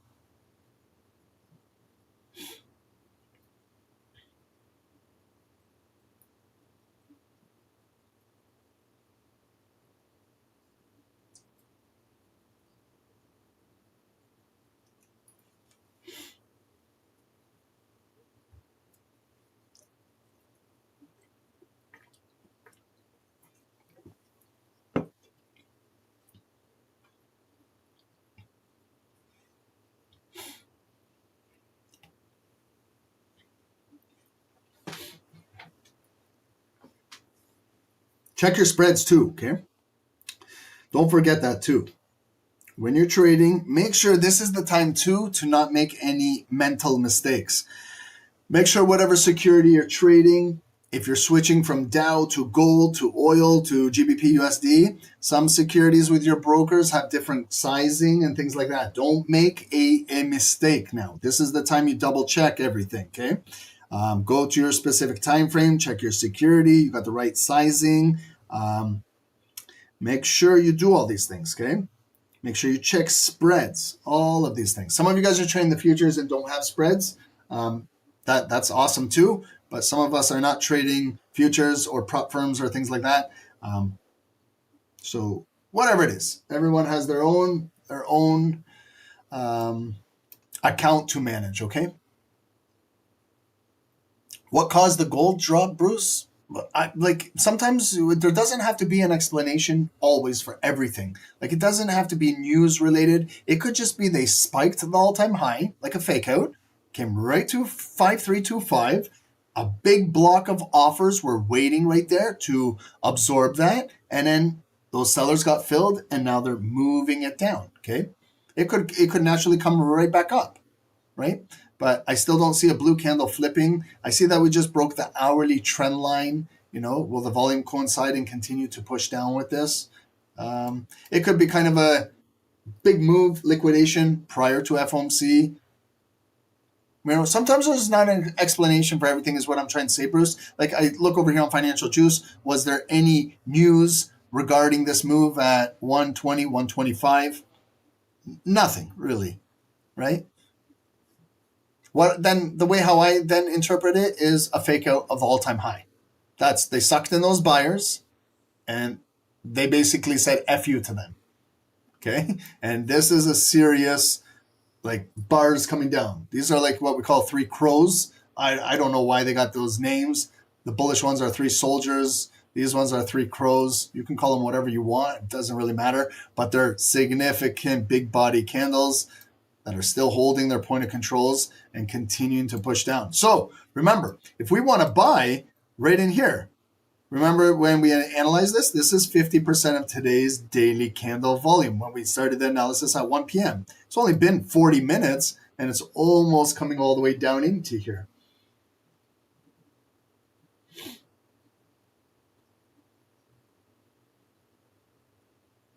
How do you put the 1 hour candle? Oh, it's this indicator, SST daily bar indicator.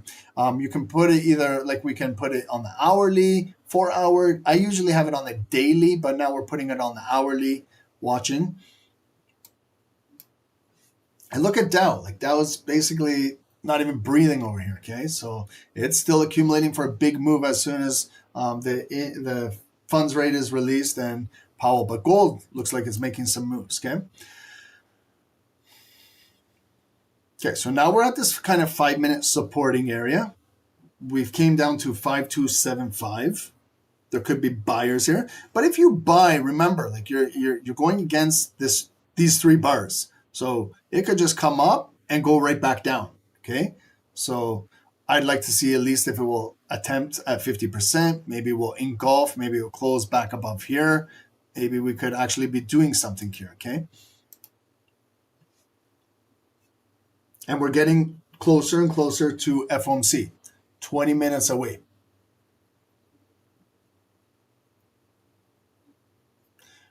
Shay, what's up? What's going on, bro? What other assets do I do top down starting at the daily as well? FX stocks more relevant to price? Everything, Shay, everything, bro, everything. Everything that I do, you give me a security and I do the same shit. Give me any security, you know what I mean? Anything. Give me any chart, any ticker, I don't care. It can be one I've never seen in my entire life and I have no history of it, but I can start off on the daily, bring it down to the hourly, into the 5 minutes, and I look for the same exact stuff. That's how routine it is, okay? It's just I have more experience with gold and Dow Jones because this is what we normally trade every single day. So I get to know its behavior more and more and more. But you can give me any security. A, B, C, D, we look at it. It's got a chart. It's got some candlesticks. We just do our top down, right? I'll start from the top, go down, yellow lines, zones, white lines, right into the 5 minutes. We can do this with penny stocks. You can do it with mid caps. You can do it with Nvidia, Apple, Google. You can do it with the blue chip stocks. You can do it with stock and options, like if you want to do that. You can do it with currency, FX, gold, silver, copper. We can do soft commodities. We can do poultry. We can do soft lumber. We can do soybeans. We can do coffee beans. We can do corn. We can do grains. We can do basically whatever you want. Whatever you want. Bitcoin, crypto, anything. Okay, so you see now, that was a blue candle. Blue, blue, blue, blue, blue. And it came right into 50%. And those sellers are there pushing it back down. Okay, that's like, I love scalping that candle because I know it's got nice pips. That's a 60, 70 pip candle, 6, 7 right there. Like, you could have just bought that, come up to the point of control, get your money and get out, pip and dip, because you got to respect that it's still sellers there, right? I don't know. Maybe that's how my brain operates. That's why scalping works for me, like on the 1 minutes or the lower time frames, because I'm not looking for a move like other traders. If I was to buy that candle, I would love if it came all the way up there. Believe me, you don't think I want 200, 300 pips? Absolutely I do. But I go from here and just test the next point of interest, the next zone, that's it. That's all I look for. If it did have the momentum to break out of here, I would respect that white line because I know that that's hourly. It could come right there and then go back down, right? Then it tests this red line. Will it hold? Higher low, breakout, then it comes up. Then again, I'm cutting that bearish candle right in half. That's it. That's how I trade, guys, in a nutshell. It's no secrets. I'm not charging you guys $5,000 for a course to teach you guys this. It's all for free. It's how I trade. Like, you know what I mean? There's no secrets here. It's just I have a different mindset to get in and out and not worry about the variables, what could have happened if it went up here, if it got rejected, this, that. I don't play that game. I used to. And I calculated, I added up all the money I left on the table by holding trades that would go up 60 pips right up to here because I want up to here. And then they would do this, reverse, and come and stop me out. And then I'm scratching my head at the end of the session saying, what the hell did I just do? How much money did I just leave on the table? If I accumulated all this, I could have paid off my car, could have put some towards my mortgage, pay off my credit cards. What am I doing like this? Right? So you got to know what time frame trader you are. Like, I'm not surprised that came up blue to 50%, they rejected it, and now it's a bearish pin bar, maybe a shooting star, ready to continue to push down. Guys, trading is mindset. It's all mindset. Believe me, when you master your mindset in trading, it's game over. You guys will understand. Just get in, get your money, get out. Treat this like a job, like a routine job. You clock in and you clock out every day. You clock in, you do your analysis, maybe you trade 1 hour, 2 hours, 3 hours. Hit your daily goal. Have a realistic daily goal. My daily goal is not to make $1 million. My daily goal is not to make $10,000. My daily goal is a very modest daily goal. 0.5% of my account, 1%. Or in pips if you want to do it in pips, 100 pips, whatever it is. And when you get there, have a plan. That's why you got to have balance in trading and life. You got to be able to do other things, get you out of here. Because I used to treat this like a casino. I used to. And it was not good. I can tell you it was not good. Ever since I became more disciplined and I appreciate the value of money, like this is not, for some traders, this is real money. This is not just play money. A lot of traders are not trading with just demo accounts. You know, we're trading with real money, not prop firms, real money. So if you can make a couple $100 a day, that's some people next door to you got to work 8 hours, 10 hours to make that money. And we're making it scalping a 5-minute candle. Like, come on, you got to appreciate the value of money. Can I speak in Urdu? I know Pashi. Everyone calls me Pashi. They call me Pashi.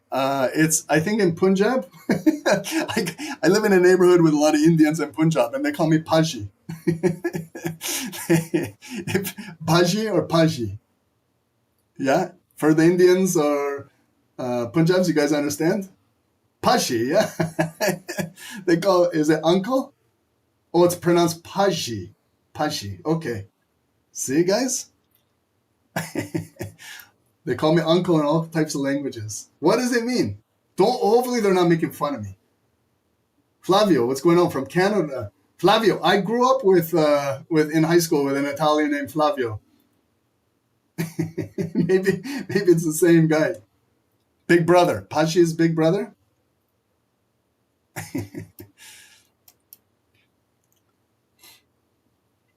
But Shay, did that answer your question, bro? Anything, you apply this to anything. It works, guys. I wouldn't steer you guys in the wrong direction. I'm telling you guys, it works for anything, any security.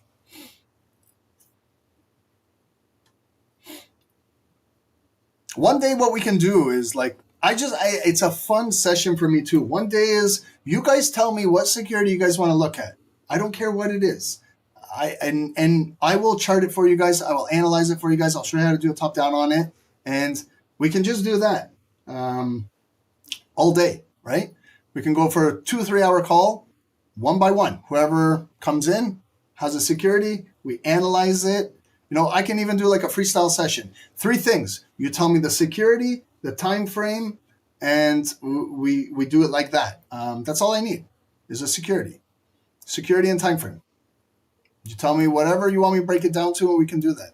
And you can learn that way, okay? So you see now how the market is not, look at the sellers now, what's going on, okay? So just look what's going on sometimes. It's coming down. Did it do its job to break a new low? No. Came back up. Look at 50% again. It came up bullish again, bullish again. It's struggling with that 50%, that 5,280 coming back down. It's got, look, it can't break any new lows, so it's a higher low. And look at where the volume is kind of like just concentrated right here in between the opening balance and the 50% right now.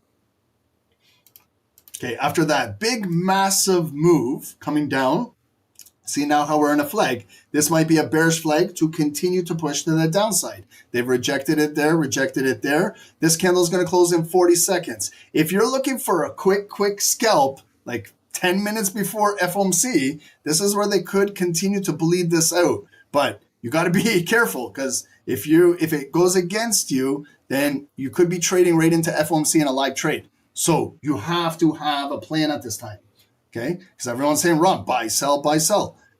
I'm not just looking for buy, sell. I'm looking at the time too. It's 10 minutes away from FOMC. If I go, let's say, in a sell and it keeps coming up, what am I doing? Then I got to be disciplined to just close the trade out there. Because what if it's a big boner candle and it goes 300 pips to the upside?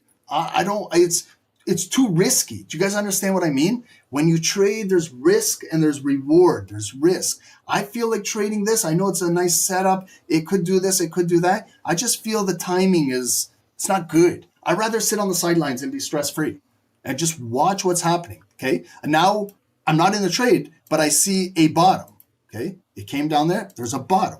Now, we got to figure out where the neckline is. Is the neckline here? Will it be there? Will it be in the red zone, right? We got to figure out where the neckline, the resistance is. Let's say it comes up here. Then will it come back down? Then that's the support. We got to break, and it breaks and it drops down there, right? Maybe it comes down here. What if it's a double bottom? Then we're breaking out. Then we got a new all-time high. There's nothing wrong with charting, guys, okay? I see that I do a lot of one-on-ones. Dave and I do a lot of one-on-ones, guys. What I'm going to do also, I want to do more one-on-ones. I really, really love helping individuals that really want that help. What we'll do is I'll have a talk with Dave. We'll do 2 hours, like one-on-ones. Anyone on YouTube or Zoom that needs it, like seriously needs it, that want to take your trading next level with myself or Dave. What we'll do is 2 hours. I think 2 hours is good enough to go over.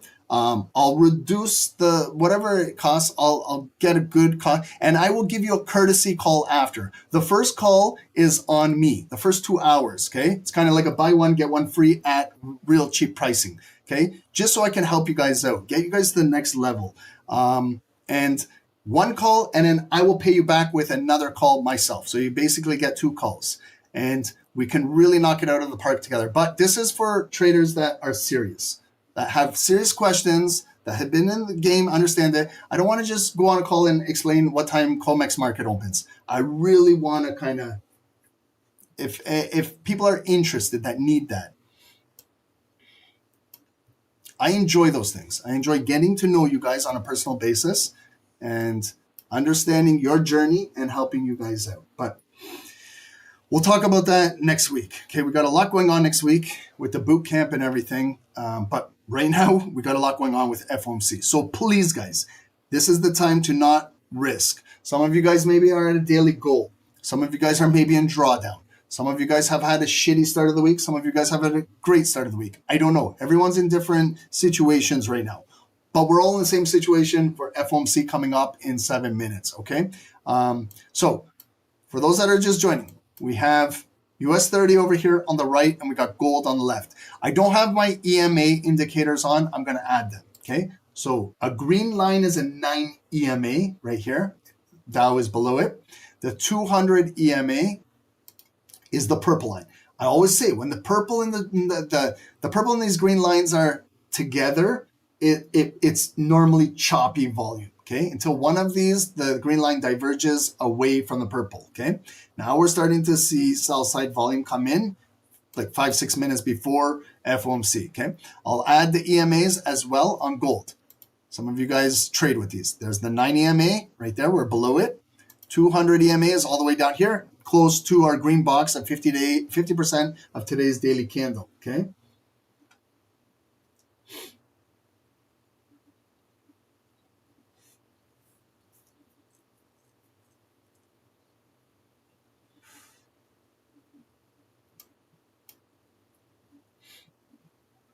And look at how the volume is consolidating in this little zone that we trapped in here.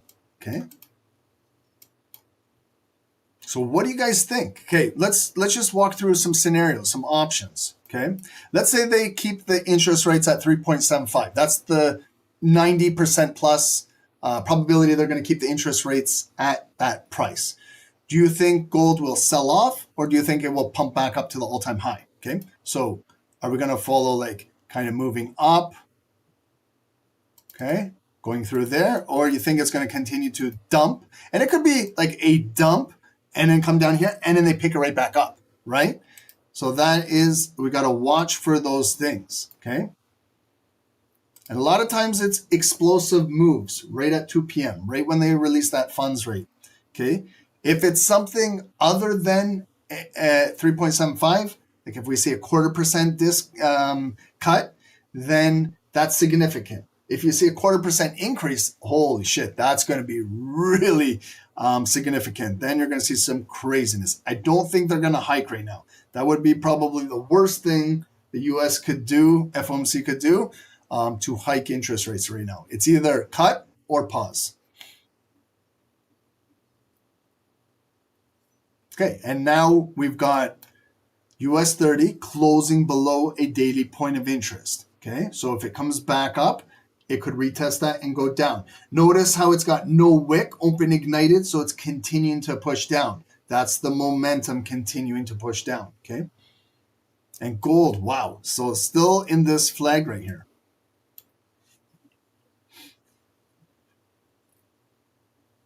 Guys, thank you guys. Almost 600 viewers. We do appreciate you guys. Please, if you guys can hit the subscribe button, join us. You want free live education, live trading with us and the entire team? Love to have you on the team here. Okay, and be prepared for 100, 200 pip moves, either in your direction or it might put you in drawdown, okay? So don't be risking your entire prop firm. That's up to you. If you went live and you got it, don't be risking your live. If you worked for the last 3 weeks to pass and go all in on this, it's not worth it, okay? I'm reducing my risk substantially. I'm going to trade with 0.25% of my 1% total I do for the day. So you can see I'm reducing it. If I get stopped out, I'm not going to give away some profit for the day. Give a little bit back, but you know, it's not worth it. It's not worth it, guys. Sometimes it's good to just sit back and watch, you know, but you guys won't let me do that. Some of you guys will yell at me here. I feel like I get harassed here.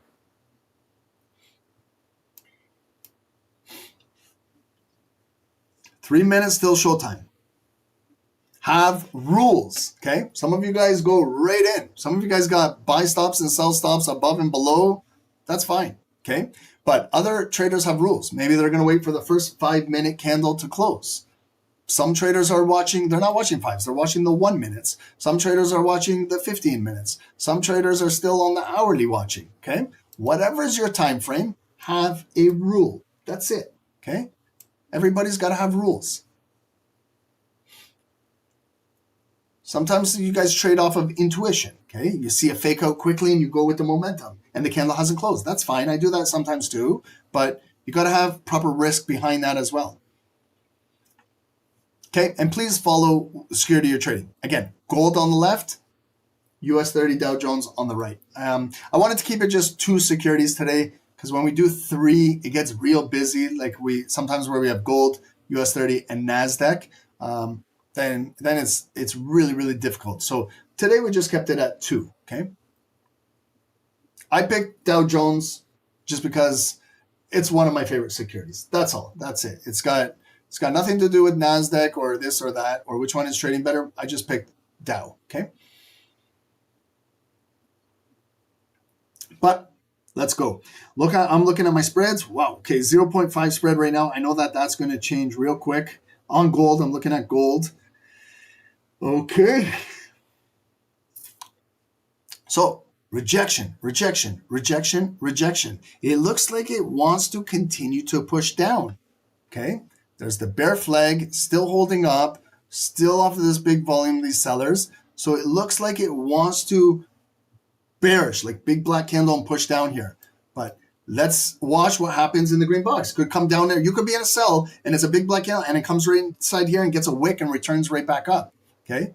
So you got to be careful with that.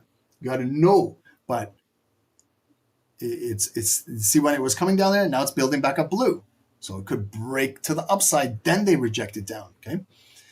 Or we just follow the volume. Here we go, okay? Have some fun. Good luck to everyone. I know someone's going to blow up their account, unfortunately, to say that on this call, but it happens on every single FOMC NFP we do. It won't be me. I can guarantee you that. So I hope it's not you, but someone is going to do it. We got gamblers here. That's on you. My gambling days are over.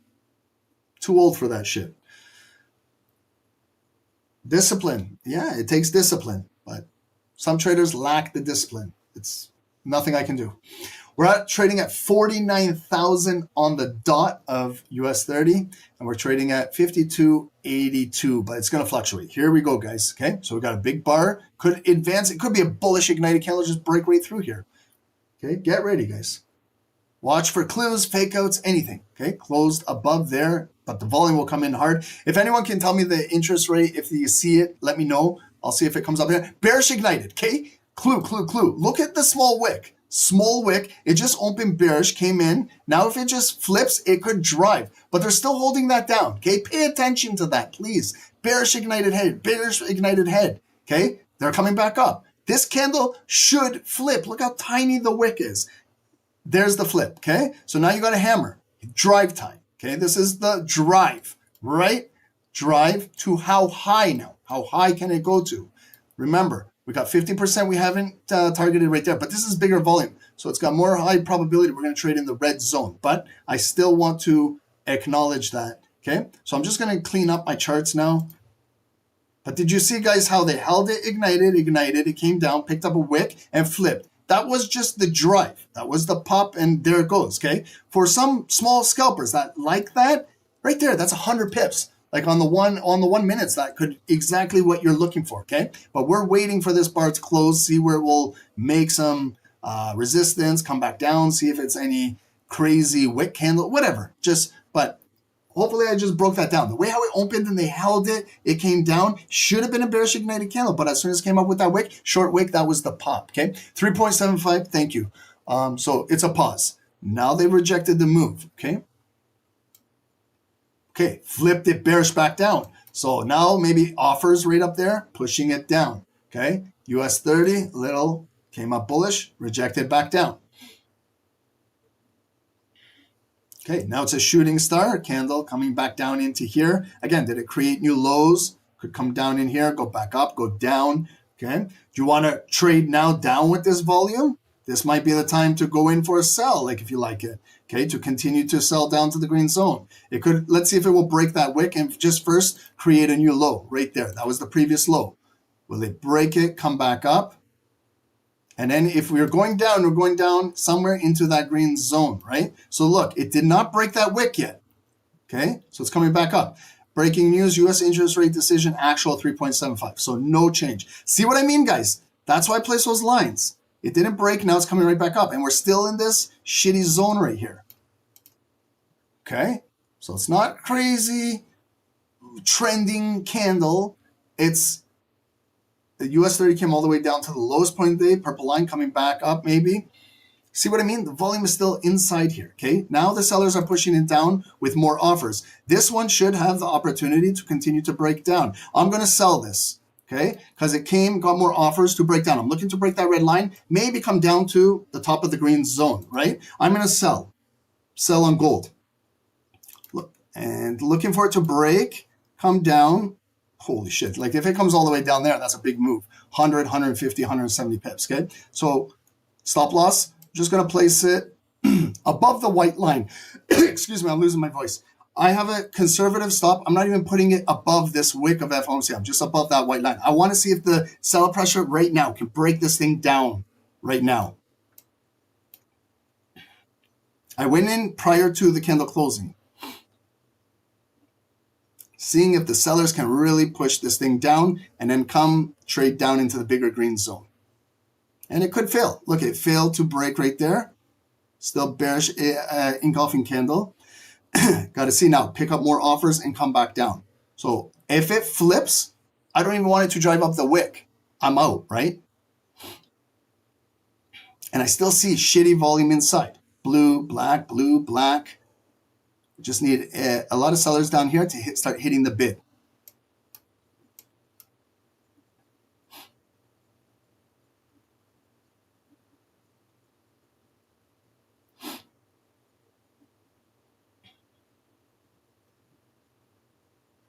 I'm still in it in drawdown. My stop loss is just above the hourly white line right here. I will verbally tell you when I get stopped out. Okay, sellers are still offering. There's a battle in there, right?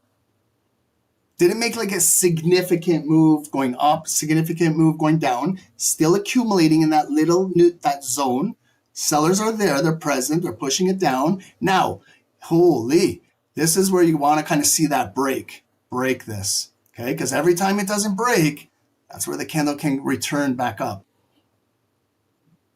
Okay, so just got to read this. Vote in favor of policy was 10-2. Okay, there's the close. So quickly, if I was going to cut that, it's hard to cut these shit candles, but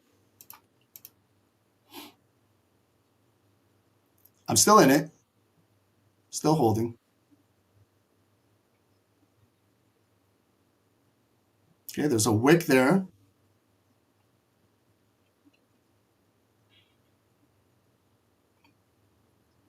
Crappy volume, accumulation both sides, tight stop.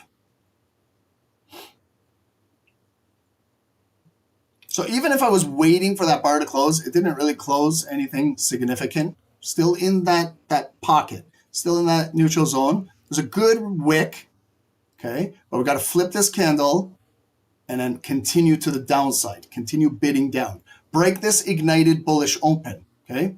There, we broke it. Now can the sellers really push it down? But remember, when it breaks, it fills back up. So it's filling back up, coming back up. So still want to keep the volume below 50% of that previous black candle if it can still stay down here to reverse this. Otherwise, when it comes up, they'll test the wick and break it out further. My stop loss, like I told you guys, is just right above that white line. Fed unemployment rate has shown some signs of stabilization. Job gains have remained low. Uncertainty about the economic outlook remains elevated. Attractive to risks to both sides of the dual mandate. Fed upgrades assessment of economic activity, says it is expanding at a solid pace. Man, this is going to be some crazy consolidation and could have an upside move, or it could still stay in this bear flag and push down. But Man, look at the range. Like, wow, it's just stuck in here.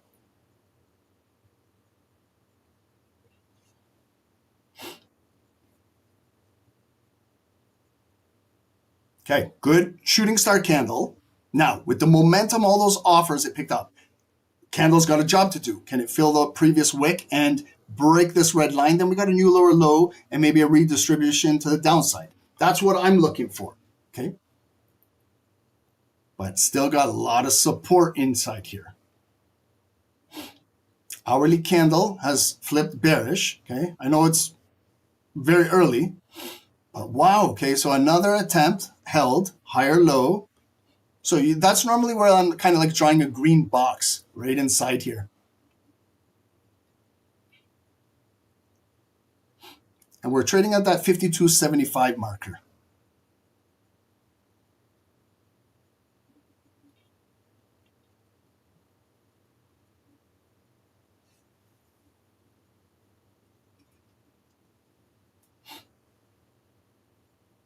Dow is looking nice, okay, building back up.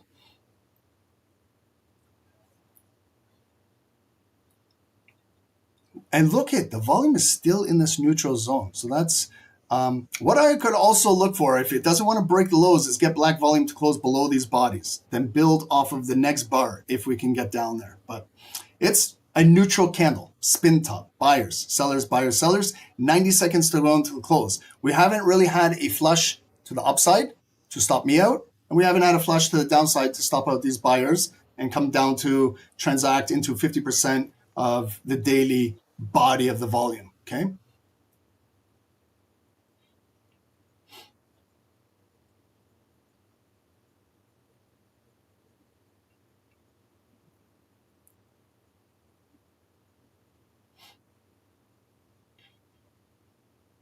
We're barcoding.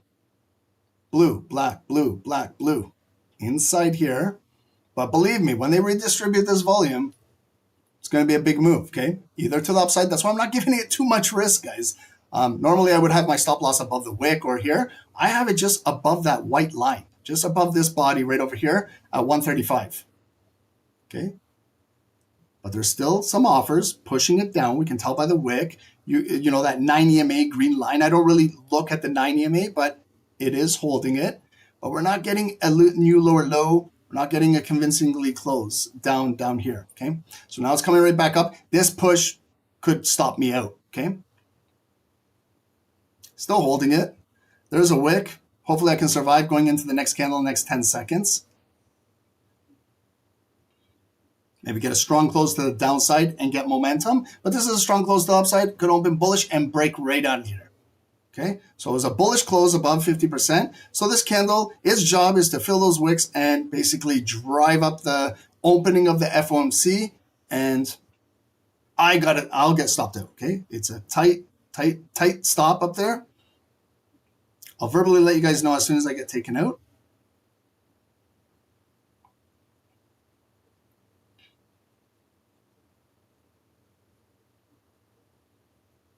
Okay, so now it's at that white line. That was an hourly resistance. So can a wick be produced there? I'm just like a hair above it.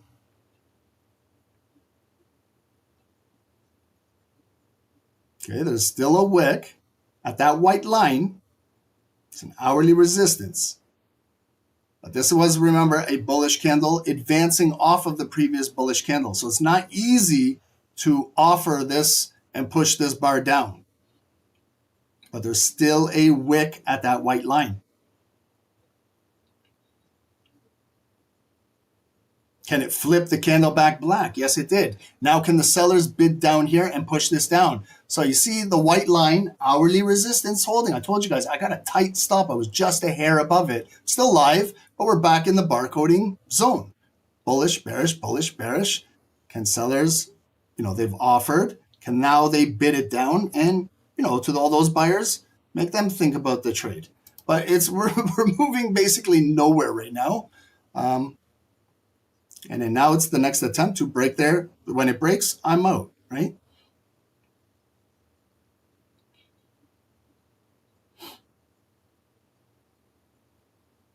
Still a wick. unbelievable how the wick is still holding there.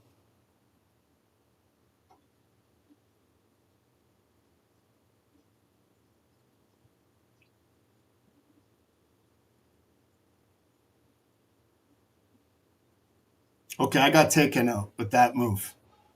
Okay, so now I watch. Now, see? Shit volume. Holding. Still holding. That zone, okay, now it represents, I'm going to make it green for now, representing that the buyers are there, okay? Not the greatest of volume, so now I got to wait. Like 12 minutes holding that trade, and it didn't really do anything. Even if I was waiting for bars to close, still wouldn't see anything significant. This could be a significant bar now that's closing, going into the next 15 minutes. Okay, so what I got to do is just continue to analyze and watch. Now at least I see a bottom is produced, but still not the greatest. Came down, it's coming back up. Where's the neckline? Will it be this bigger red zone? Will it be 50% of this bearish candle? Are they going to push it back down? Will it be a double bottom? Look at how things are building before Powell gets to the podium in the next 17 minutes. This is a horrible FOMC. Like just looking at the moves where the volume is on Dow on in here, it's, I don't know. It's not the greatest volume.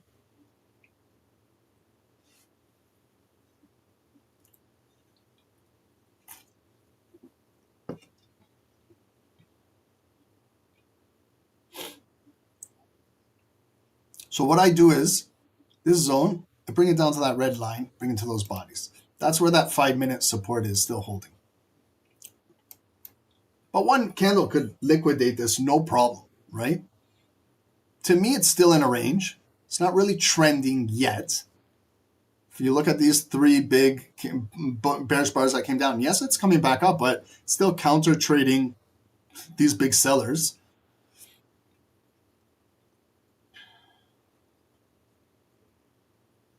So I want to officially see, like, where's the resistance?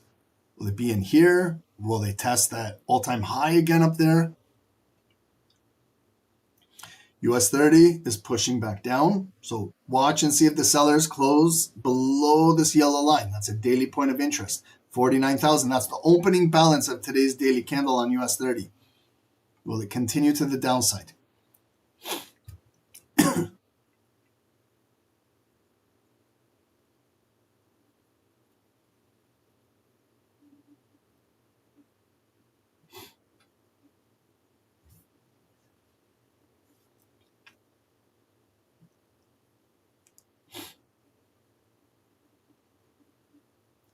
Okay, so closed with no wick, bullish. Okay, just cut line to represent that bullish candle right there. So it technically wants to go into this bigger red zone. Okay, so let's see how it will transact in here. That was the previous all-time high right there, but that candle, remember, at 120 broke out, came up to 5325. So now we're transacting back inside here. So if there's any sellers present, are they in here? Okay, or will these buyers cut right through here and close it back above, and then we're going to try in for a new all-time high? Or will we actually start to see some selling pressure? This is where I want to see, is the neckline going to be here? This is what I want to see. Will the sellers be here to push this next leg down? If it comes down, where? To 50% of that blue candle, more the hourly white line, or will it come all the way down to double bottom? Okay, so now we're actually trading in a zone. Now it's not, we're just not in here anymore, where it was this shit zone. Now we're actually trading at somewhere where we were trading before, where it got rejected, rejected, rejected. That was that breakout, and that started that huge selling leg. So we're coming back in there now. So this big selling leg could have protection right here, okay? And it's 2:15. We have 15 more minutes. So when we look at Forex Factory, there was no change. That 3.75, okay, no big change. So what we're waiting for is for Powell at 2:30 to speak about this. I'd love to put it on and we could listen to what he's saying. But sometimes when I do that, we get a copyright and it freezes the stream. And I don't want to do that on today's call.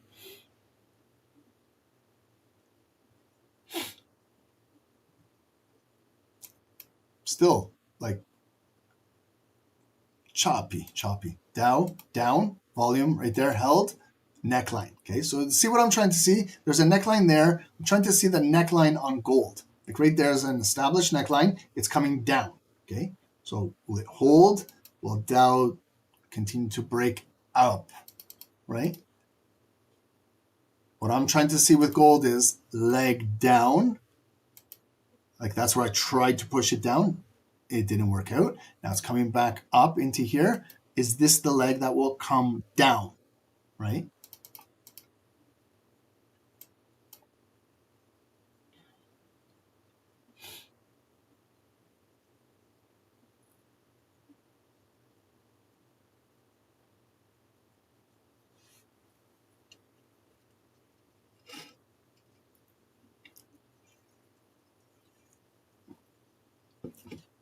Some of you guys already lost half your accounts. Well, that just shows how silly your trading plan is. Like, I don't even know what to say about that anymore. Like, how do you risk half your account in 5 minutes? I don't know. Like, we were saying the entire call, risk management, but there's some of you guys, it goes in one ear and out your other ear. So there's nothing that I can do or say. I got stopped out, but I didn't lose half my account. It's unbelievable. Like, I don't even want to tell you guys how much I lost because you guys will say, no way, no way. That low? Yeah, that low. Sometimes you got to see what's going on, what's happening. Don't risk half your account, your entire account. If you do, I can tell how much you got to learn. There's nothing I can even say. There's nothing I can say. But one day you'll learn. One day you'll learn. You'll understand why. What was the point of risking half of your account on the first 5 minutes of FOMC? It's just stupidity.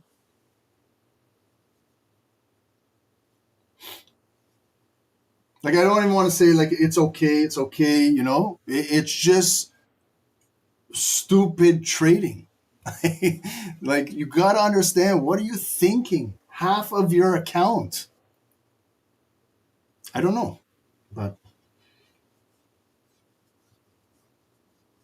sometimes you can't even help people understand this. I don't even know what to say.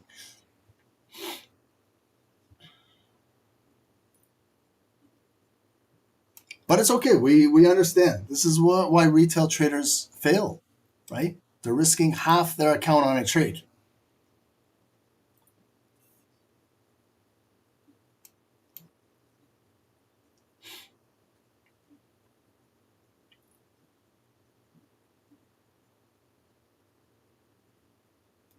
Do I think the guidance speech will make a change? Yeah, I think the market is waiting for Powell, okay? Because the 3.75% is not significant.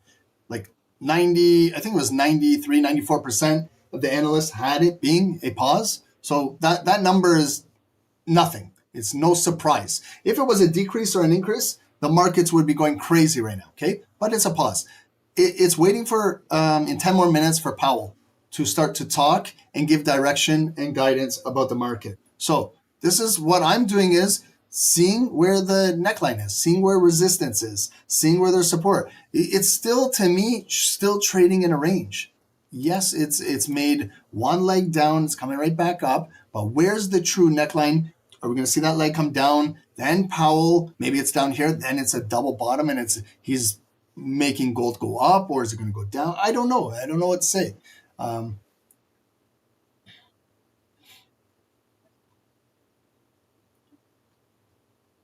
Again, Emmanuel, you took the trade, you lost $18. I don't talk in dollars, guys. I don't talk in dollars. I'm sorry. Like $18. What if your account was $36, Emmanuel, and you lost half your account right there? So you know what I mean? I don't talk in dollars. I talk in percentages. That's why when I said I'm taking the trade, I'm risking 0.25% of my account, okay? Percentage. I took a loss, L. I'll even write big L right over here that I took an L, okay? Capital L, right there. I took a loss, okay? There it is, L. but it's 0.25% of my entire account, where I don't risk all that. I have a 1% risk for an entire day. I was trading earlier. Whether I made some pips or lost some pips, I'm still trading with 0.25%. I lost. I didn't bet half my account. I didn't bet my entire account. I didn't bet my entire house and mortgage and kids on that move, right? That's the way how I trade. But some people bet half their accounts on trading. To me, it's just silly on one trade. If you're going to bet half your account on something, bet it on an investment. Bet it on NVIDIA. Go in half your money on NVIDIA and then see where you're at in a year from now. Bet half your money on Tesla and see what that's like a better bet than just to place it on FOMC. That's silly. But I don't talk dollar figures. I talk percentage or pips or points or whatever. I told you guys I had the opening. It opened. It came down. I went in the sell, looking to break that low, because if it did, I'm pretty sure it would have came down and targeted down here, okay? But I even told you guys my stop loss. I could have placed my stop above the high of the candle when it opened. I had my just stop loss right there. It was right in the consolidated zone. It's not like it was anything crazy of a stop loss. That's why I don't it's bothering me. It's boggling my mind right now that someone lost half their account. With a stop loss that fucking tight, like how stupid are you? Like, I'm being for real now. Now I'm getting angry at how stupid some traders are. This is your own stupidity. I'm sorry. Like, this is just ridiculous on your part. What do you want me to say to you? You want me to say to you, good job? You keep doing that? Obviously, that was, I don't even want to talk about it because it's so stupid. Like, holy shit. This is a 5-minute candle and I didn't even have my stop above the wick. I had it right there in this consolidated trap zone. That's how tight my stop was. And for you to lose half your account, it's just, sorry guys, it's stupidity on your part. And you got to learn from it because you're not going to survive one more day in trading like that. It's the truth. I know I sound like an asshole. Ron's an asshole. Good. Label me an asshole. I'll even write in here. Right here, guys. So you guys can all see. Ron is an asshole. I don't give a shit, right? I'm speaking the truth. Learn from this. Ron took an L. He's an asshole. But it was in this tight zone. Like, I don't understand how you risk that, but whatever. Learn, guys. Learn. You got to understand. Those days of trading half your account are over. Like, you gotta understand, like, learn some risk management. I can tell that you're gonna be, you know when I say a day trader, you literally are a day trader. You're gonna trade today and you're never gonna trade again. You are the epitome of a day trader. You can tell people when people ask you what you do, you say, I'm a day trader. You traded today and you're never gonna trade again. Right there. That's off the top of my dome telling you right now, you are a day trader. When you risk half your account or you gamble your entire account, I'm telling you, tell all your friends you're a professional day trader. You're trading today and you're never going to trade again. That's the type of day trader you are. If I'm sorry to say it, but stop fucking gambling your account. Sorry for swearing, but enough, guys. Holy shit. Do you guys not understand how trading works? Why does it take someone like me to tell you guys this? But anyways, okay, so we came into the red zone, equal highs, pushing down. So the sellers are here 3-4 minutes before Powell, okay? So we found our neckline now, okay? Still in a tight range. This could definitely come pushing right back down. Okay, but do we want to gamble half our account on the next move going down? Probably not. Maybe for the person with half the account, maybe they're going to gamble it on the next one. Sherry, we're good. We're good. It's just, I got to call it stupidity, Sherry. You know, I can't continue to be part of the people trading like this. Tough love, guys. Once in a while, you need it. If I was gambling half my account, I wish you guys would say the same shit to me too. I would hope you guys would, okay? Learn, guys. Learn. Okay. So now, it came down. Okay. Didn't break that time. We saw it didn't break. I tested it to break. It didn't. It came up red in the red zone. Now we're coming back down. Okay. So is this just going to come down and go back up? Or are we actually coming down to test down here? When it comes down here, double bottom, go back up, or actually physically break. Okay. But Powell's coming on in 2-3 minutes. So get ready now. Get ready now. Now you're going to see some volume. Okay. Look at Dow. How it's still like, if I was to trap Dow in this, again, it hasn't made any spectacular moves. And I guarantee you someone on Dow has lost half their account trading this shit too. Just by being over leveraged and doing stupid stuff. But to each is their own, right? If it holds, maybe we're going to continue to break out bullish, then we buy gold. And we're looking to break 53.10, that previous all-time high, and to break 5,325, a new all-time high. But I don't know. Something's telling me this was very suspicious, this move. It looks like it's in a head and shoulder pattern, all right here. Okay, the big head, that liquidity, that fake out, coming back down. I tested down there to break down, didn't. Now it's coming back up, so back in there. So maybe we'll do that. But I got to wait for a closing volume. Now when it comes back down to the white line, it's support. Buyers are buying it right back up. So sellers have not done their job to close it below hourly support to make a resistance to continue push down. Now we got 90 seconds to go into Powell, okay? So remember, Powell talks for at least 30 to 45 minutes on these FOMCs, okay? So he's going to talk 5 minutes, 10, 15 minutes. He'll talk about why they did 3.75%, talk about inflation, talk about the labor market, talk about maybe tariffs, all of these things. Forward guidance. Then he's going to take questions from the journalists. Okay, so this could be going right up to power hour at 3 p.m. It could be going a little later than that, 3:15. And if you're going to continue to trade going into the power hour and the market close, just remember also today has 3 big earnings. Microsoft, Tesla, all have earnings today. Okay, just don't forget 4 p.m. We've got Microsoft, Facebook, Meta, and Tesla today.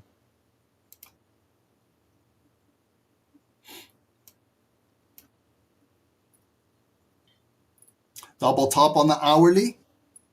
Can double check that. Yeah. But look at it. Even the spin top candle. Okay. I don't know. I think it's gonna break down bearish, but I tried when it opened, failed. Came back higher, more offers, maybe bigger sellers pushing it down. Still got an indecision candle here. Breaking down Dow. Going to possibly take out the lowest point of the day. Okay, so here's the close. Close, short wick, ignited bar, push down. Maybe it comes into, again, if you want to cut. Okay, but we're still back in this consolidated zone. So, if I take it, I could get faked out again, go in, go back up. So I'd like to maybe see a seller get it back down in here, close below this. Otherwise, buyers are bringing it up, and it could just naturally just continue to push for new highs. Okay, I don't have Powell on right now, but here he comes out. I have him on my TV. I turn the volume down. I can turn the volume up a little bit. Okay, he came out, purple tie. He's touching the microphones. Here he goes. Good afternoon. Here's the move. My colleagues and I remain squarely focused on achieving our dual mandate goals of. Do you guys hear it? I got the volume on my TV. For the American people. The U.S. economy expanded at a solid pace last year. U.S. economy went at a good pace last year. While job gains have remained low. Job gains remain low. Has shown some signs of stabilization.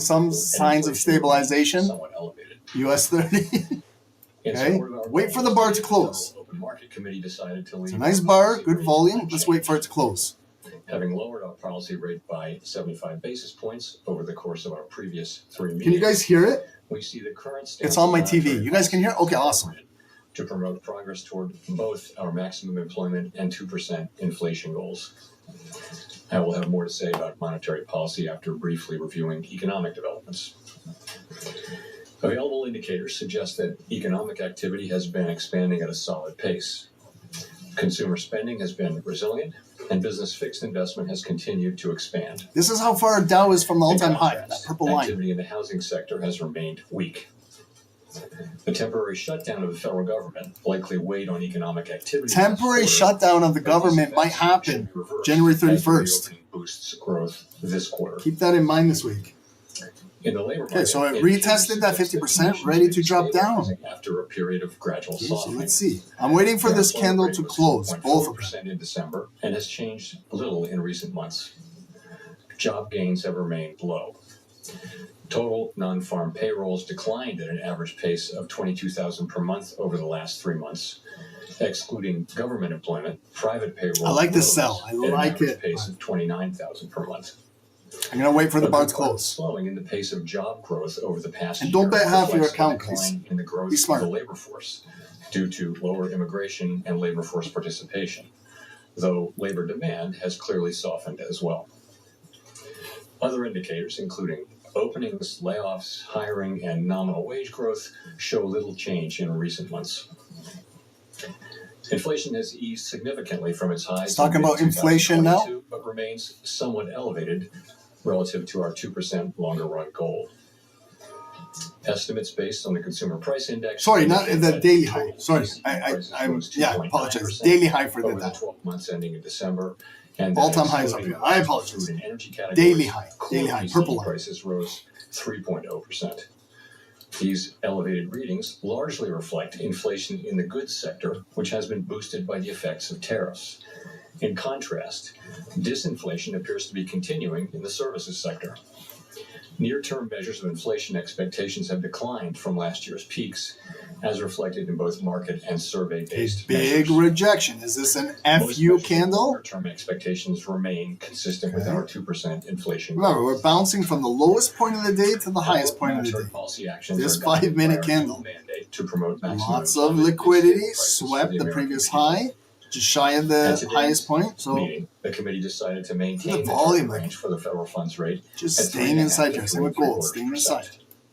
Since last September, gotta be we patient. lowered our policy rate 75. Here's the close in or 45 3/4 seconds. So let's percentage point, follow bringing either it within a security, range of follow the plausible volume. estimates of neutral. Look at that push on the This down. normalization of our policy stance should help stabilize the labor market while allowing inflation to resume its downward trend toward 2%. Once the effects of tariff increases Wow. have passed through. Okay. So that was a big bullish move. They sucked it back down. And timing of That's a additional big adjustments to our wick policy to rate fill to continue based to on go the up. incoming data, So the evolving it outlook, could go to the and downside, but you risks. see, has not closed below Monetary that lowest policy point is not yet. on a Still preset building its way course, back up. Here's a close in and 10 we'll make our seconds. decisions Still on a building its meeting-by-meeting body. basis. To conclude, the Fed has been assigned 2 goals for monetary policy: maximum. So he's employment when he prices. concludes, he's going to We take remain committed questions. to supporting maximum employment, bringing inflation sustainably to our 2% goal, and keeping longer-term inflation expectations well anchored. Our success in delivering on these goals matters to all Americans. We at the Fed will continue to do our jobs with objectivity, integrity, and a deep commitment to serve the American people. Thank you. I look forward to your questions. Okay, he's taking questions now.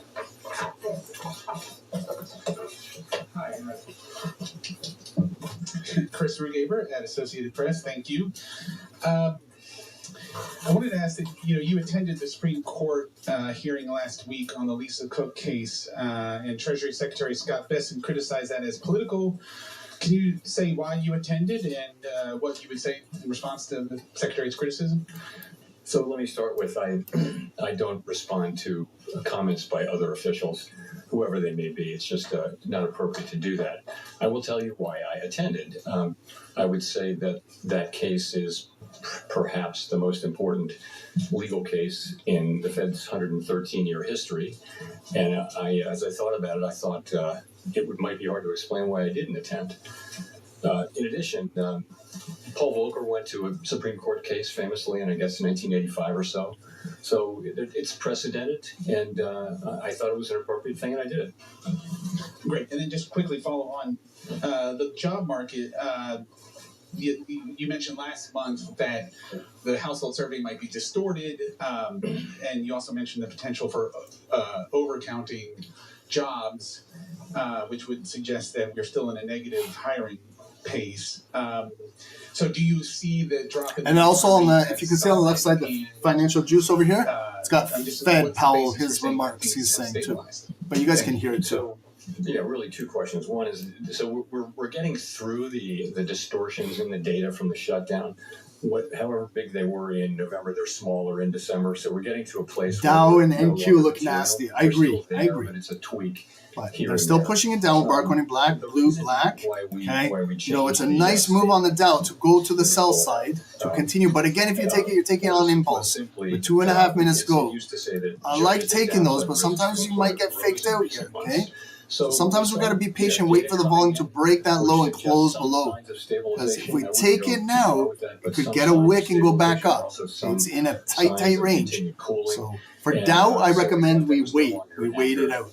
See where the bar will close. In addition, US 30s, or sorry, gold is making its move back through here. Clearly improved since the last meeting, and that should matter for labor demand and for remember the staircase going up, and it could be an elevator coming down. Take that language out of the statement. Just be careful here. We're trending at all-time high territories, and Powell is answering questions right now. So sometimes the way how he answers a question could change a 5-minute candle instantly. I'm just following to the close. Was a departure. What made this different, and are you concerned it could draw the institution further into political debates? So today I'm simply going to refer you to the statement that I made on January 11. I'm not going to expand on it or repeat it. So I'm just not going to. This is really about the press conference and the economy and what we did today, and some ancillaries, but I'm not going to be getting into that. Can you say whether the Fed has responded to the subpoenas? I have nothing for you on that today.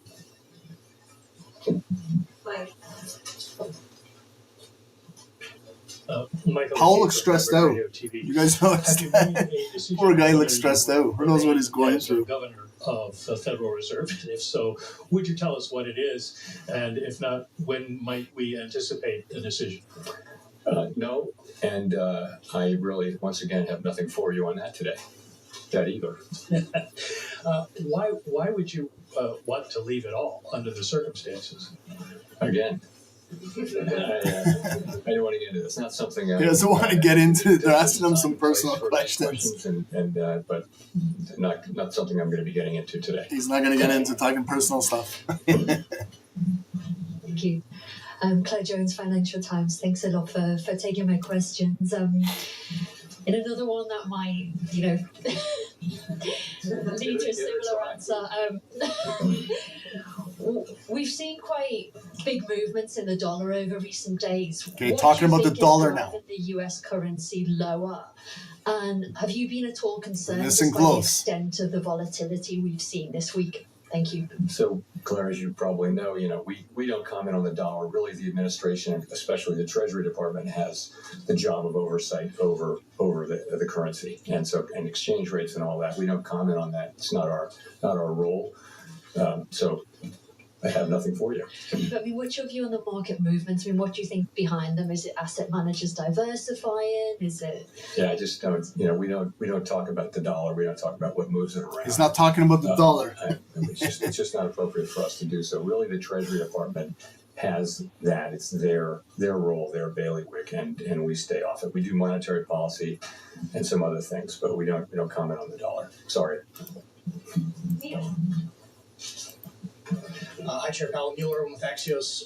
Obviously, no SEP in this meeting, but in light of the slight firming up of the language around growth in the labor market and the statement, should we assume that the timeline for any further rate cuts? Okay, so Dow is trying to push for the lowest point of the day again, but it's just in this clumpy area. First of all, so if you look at if you trap all this, it's not really doing anything. If this wasn't an FOMC event and it was just trading like this on a normal day, we probably would be watching this and just talking about this. We don't see any blue volume closing above here. We don't see any black volume closing below here. It's still inside here. We got something trending on gold, but I'm just cautious at these all-time high territories. So I don't want to maybe see it close above. Maybe if it comes down, I can buy a decent pullback, or I just want to see if it will come down, get rejected. Okay? I'm not sure I answered your question. But in terms of timing or pacing of any additional easing. Okay, like that. See that? That's significant candles. What we'd say now. This was that. Now that was volatile. So and for the three recent will it close rate black cuts, here? we're Will it start to well-positioned move back address up? the That's what I risks was we kind of face waiting on to both see. sides of our dual Some mandate. reaction like We'll that. continue to make our Okay. decisions meeting by So meeting. now we know we Based on triggered the like upcoming some data type of implications volatility in for- there. and the implications Where for it traded our right in that balance red risks. zone, right in the Haven't middle. made any Okay. decisions about future meetings, but the economy is growing. Those at a are the type solid of clues pace. we want to The look for. unemployment rate is So we saw relatively some, but there's stable, still 3 minutes to and go. inflation remains Lots of somewhat time. elevated. Okay. So we'll be looking to our goal variables and letting the data light the way for us. Steve. Steve Leisman, CNBC, and sticking with questions you might answer, thank you. You had previously, I believe, described the current policy rate being at the higher end of neutral. And if you look at the longer run, the S&P and the longer run rate, 16 of 19 officials are actually below there on their long run. Is the Fed still in a process of bringing it down towards a middle range of neutral? And what would it take to get there? So the count I did was that 4 of the 19 were at or above that. And then maybe This I is missed boring by price one. action on Dow Jones. Holy, it's putting me to sleep. And if you look at the Gold is moving. the dealer We've survey, got some it was movement. 10 out of 58 where we're at or above. So you're right. It's the higher end of the range. What we say is it's within the range of plausible estimates. This I'll is- buy this or is the sell higher gold. end I of will that wait. range, but it's- Wait so it's for this something bar where to we think close. it's Let's neutral. just see I if it can think- close above and here. many of my Like colleagues a say it's rejected hard to close look back at the below income here. data I'm waiting. and say Waiting the for policy is Dow and gold to close. significantly restrictive at this time. 90 It may more be- seconds to wait it it may out. be sort of loosely neutral, or it may be somewhat restrictive, and it's in the eye of the beholder, and of course no one knows with any precision. If you had a follow-up. I get what you're saying, but some officials have described the Fed being in a mode of bringing it down eventually over time. Are you still in that mode, or is this a place to hang out? Yeah, no, I would say if you look at the S&P from December, most people had additional normalization. But at the same time, we've done a lot of the process of normalizing. A good piece of it is done with 75 Look how basis points. contained the before that. Dow is. We're right inside here. 75 basis So points we've cut. it will since we eventually began cutting in redistribute some September volume to of either the upside 2024. or So you've downside moved selling now pressure. to 3 point. Fed funds is running just a little below Just stuck inside 3.65%. So you've moved a good way, and we think we're well positioned here to watch how the economy performs, look at the data. We're not making decisions about future meetings, but we do think we're well positioned after And those now 3 30 cuts seconds going to the close. to New let the data 15-minute speak candle first. in the market as well. For some of you guys that are trading 15-minute candles, we look at the 15, big, nice bullish candle on the 15. Did the committee discuss On the gold, possibility of we have cutting at the this meeting or in March? Inverted And how are you all thinking volume about the conditions on that would the warrant 15 another on rate Dow. cut? Right Is when there it a opened, it was lot very on bullish the committee at about 2 what it p.m. would take? 2:30 when Powell started, that and then was it pushed brought down. on the So committee still got some blue for volume. Still has today. not got much Broad, down near I the would lowest say, point of the day, including but among try. voters. Okay. So that's where that was. Of 5 course, some minute people candle, close didn't strong. like that and Cut. dissented, but committee pretty broadly for. It didn't close for above the red zone. We talked about this yesterday. I don't like trying to articulate turning it green if we didn't close above, okay? Because we're still trading in a red zone. Cut at the next meeting. What we're saying is we're well positioned as we make decisions meeting by meeting. Notice how it Looking at the income opened, data, bearish you all ignited, that, and all didn't that. take out that And, wick to continue to we're in a drive position where, to the all-time high. Now, is the selling pressure going to come down, trading here, or employment it will and get a inflation wick, rates less flip, than it was, and then it will be upside bullish and have a risks too. breakup? But it's a Inflation, ignited downside red risks will probably both bearish diminish a candle bit. coming down. So Holding somewhere. There's the flip, okay? It's about how you weigh So sometimes the risks that's to the two flip. goals and how big those Did it are advance quantified. out? And so there are No. different views on the committee. Saw it didn't advance We'll out. find our way Now forward the as sellers the could evolve. push this thing down, transacting inside here. Thank you, Mr. Chairman. Edward Lawrence from Fox Business. Has the effects of tariffs? Okay, now they're talking about tariffs. Gotta listen closely, please.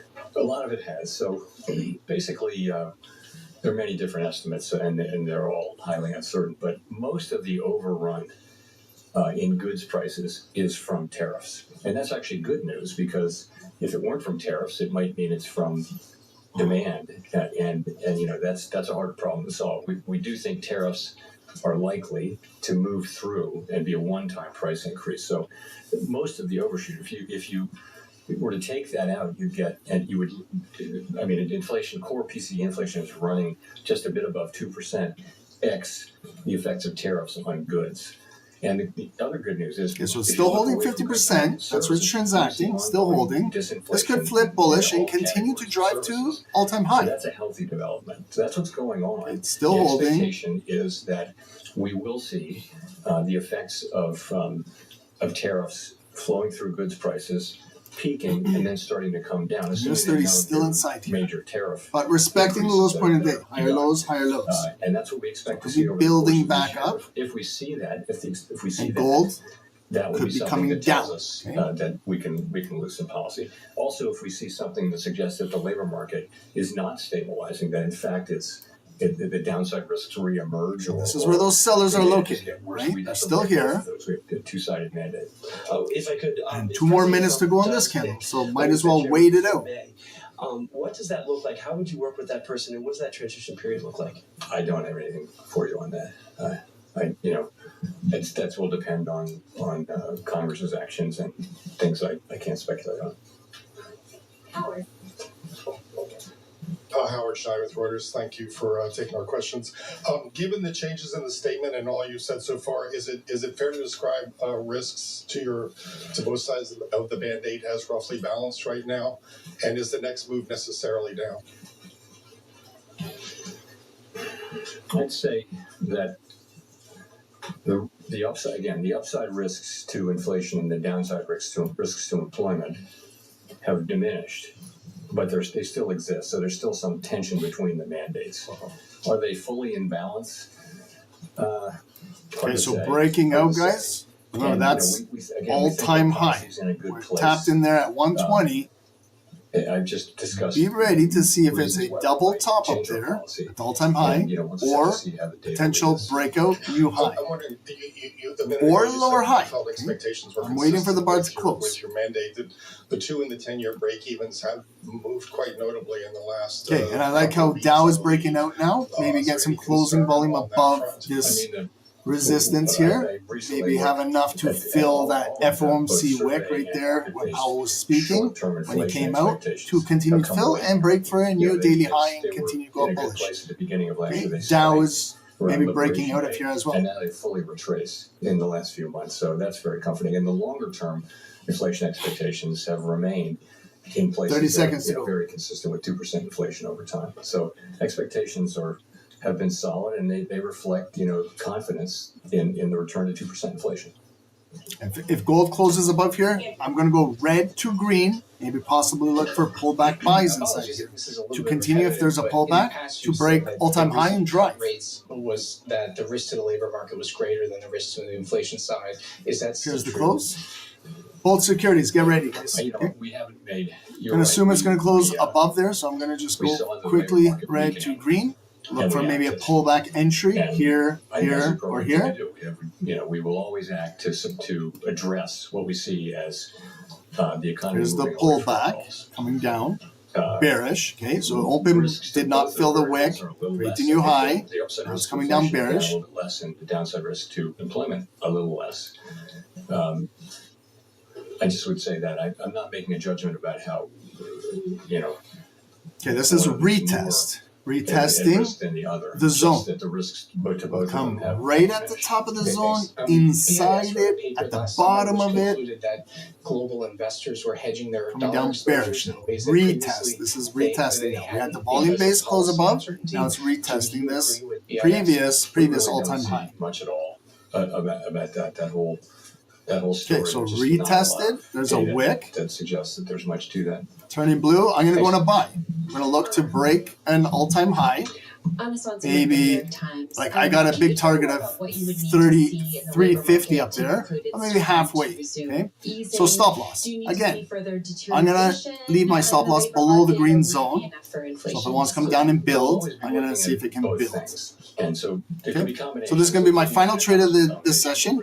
Going in a gold buy to see if it's got enough juice to get up to today's high, all-time high, and break out further. At the same time, getting worse.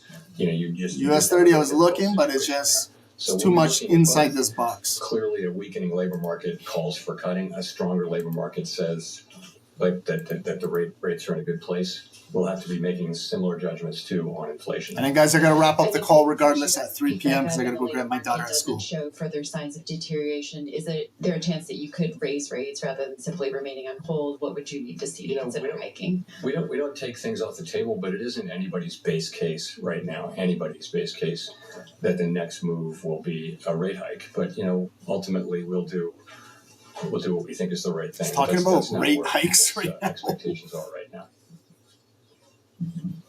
Victoria. Hi, Victoria Guido with Politico. I wanted to ask, you've talked in the past about concerns about the U.S. fiscal trajectory, and we've seen in the Japanese bond market a lot of turmoil recently, in part due to concerns over their fiscal and long-term economic outlook. So do you worry that the U.S. could at some point find itself in a similar situation to Japan, whether for fiscal or demographic reasons? Over time, you've seen that U.S. rates have remained they haven't moved a lot, really for a while, but they haven't moved a lot because of what's been happening in Japan. So it's more of an over time thing. The U.S. federal budget deficit is, uncontroversially on an unsustainable path. The level of debt is not unsustainable. It's very much sustainable, but the path is unsustainable. And the sooner we work on it, the better. But right now we're running a very large deficit at essentially full employment, and so the fiscal picture needs to be addressed, and it's not really being addressed. So that's important. I'm not. Candle's going to close in 90 seconds. Sort of near-term market event, but spin top consolidation candle inside, still holding here. That's where you wind up, is in some kind of a difficult thing. But that's not where we are. It's not what Japan is either. But it's certainly not where we are right now. Does it reduce the effect of your rate cuts that longer term rates have overall not really budged that much?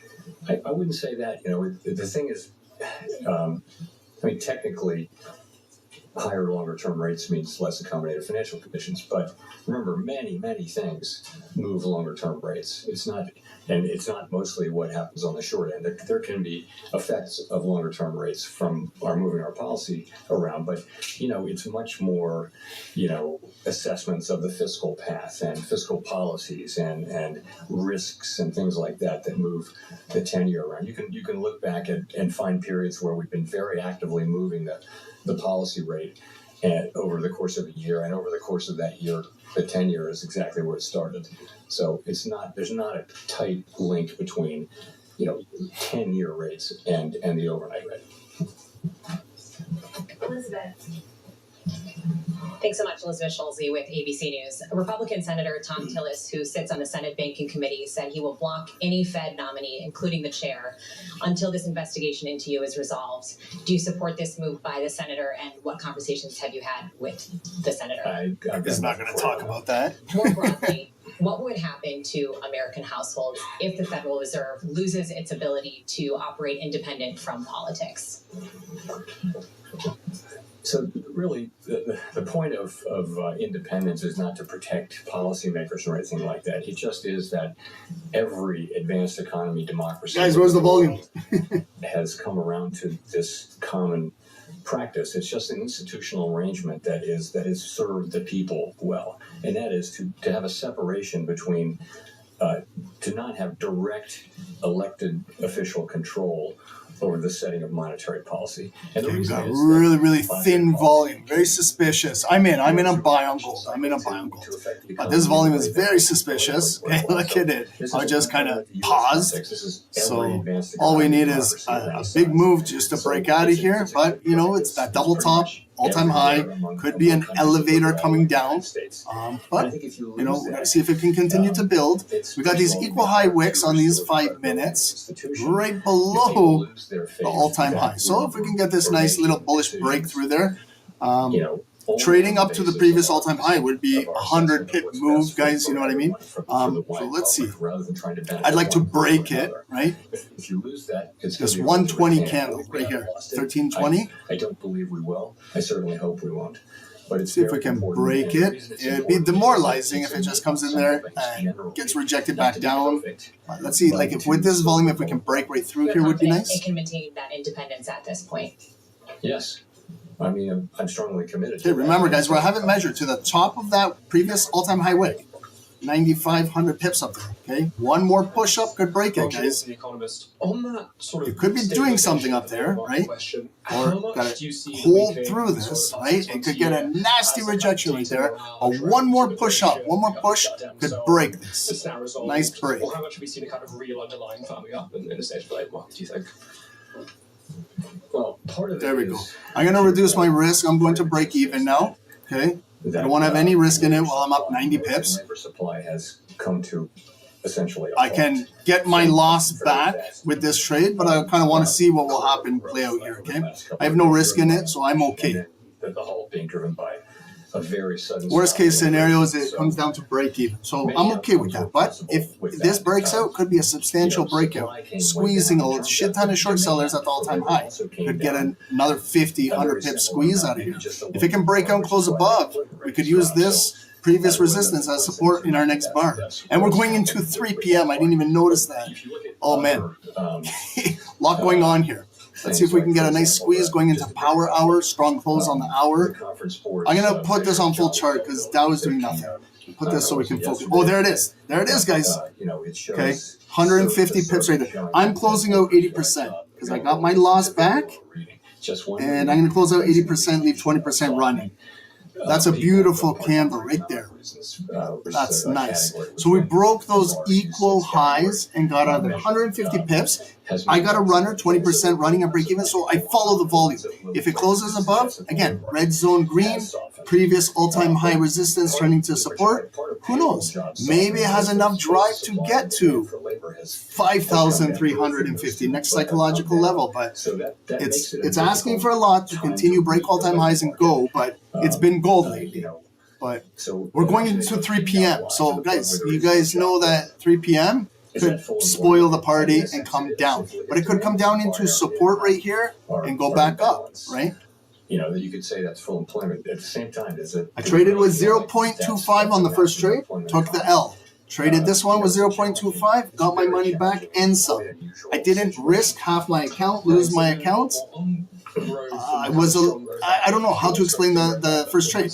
Like when it opened, I waited, rejected, came down, broke, didn't break that wick. I went in on impulse. I told you. My stop loss was just above that white line, right? It was a very tight stop. I got stopped out on that move. And just listening to what Powell's saying here. More listening, but got my money back, right? That's been happening. That's trading. Financial conditions some days, comme ci, comme ça. You win some, you lose some. But we learn to not gamble half our account. That's the learning lesson today. Consumer spending. But I told you guys, remember at the start of the call, I told you, someone here is going to blow up their account. It happens on every call. Every FOMC, every NFP we do, there's always that person.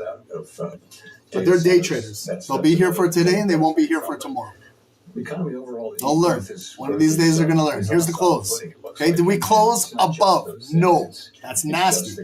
Bullish ignited, open. Let's see if it can break. Do its job filling that wick and create a new high. Right? Okay, so this is the bar to do it. It's filled with the volume. It's got the fuel. Break this. Okay, so it broke. Printed the wick. Okay? Thanks, Chair Powell. Christine Romans from NBC News. And if you're happy, guys, do your thing. That's 150 pips. I got to turn this volume down now.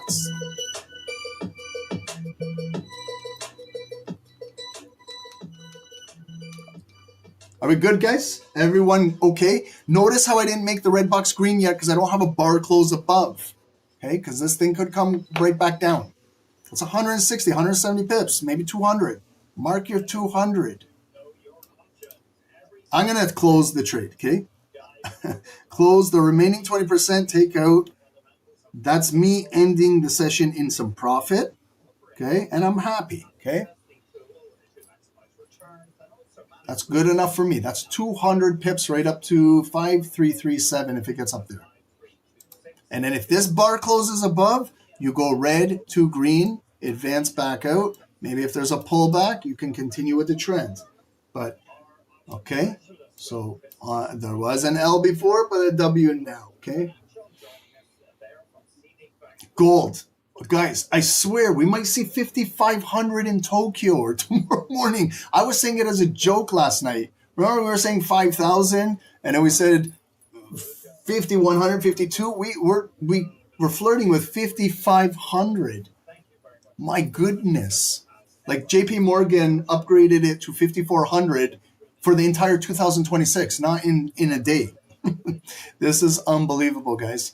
Okay, that's it for me. I gotta go because I gotta go pick up my daughter at school. Guys, join our free Telegram channel. It's pinned at the top of YouTube. Please join us in this boot camp. It's gonna be fun. Next week, Tuesday, Wednesday, Thursday, Friday, 4 days, minimum 3 hours each day. You get a 3-month membership, everything, SST indicators, all of that for you guys.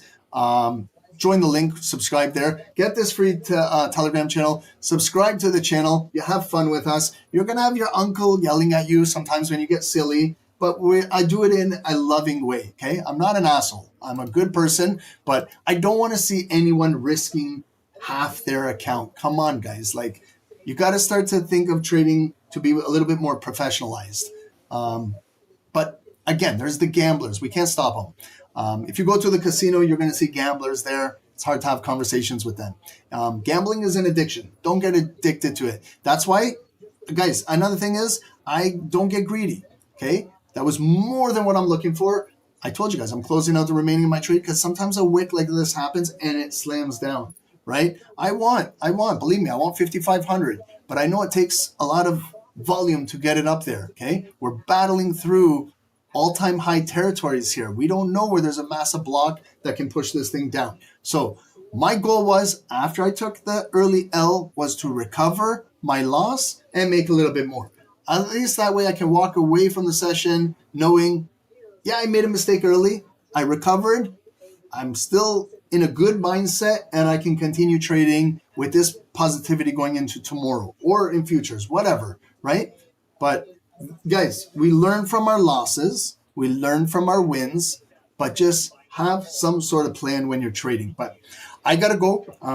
Got kids to go grab, and I will see you guys. Have a good day. Tomorrow, Dave is live New York. Join Dave, guys. Join the team over here in New York sessions, 8 a.m., 10 a.m. So he goes through COMEX and a little bit of Wall Street right there. And then I will come in. I got to pick my son up from school a little later. He's got exams. So we're starting again 12, and we'll go till 2 p.m. Maybe stay a little longer tomorrow. Who knows? And then Friday, I believe he's done his exams, and then I can go back to the normal 11, okay?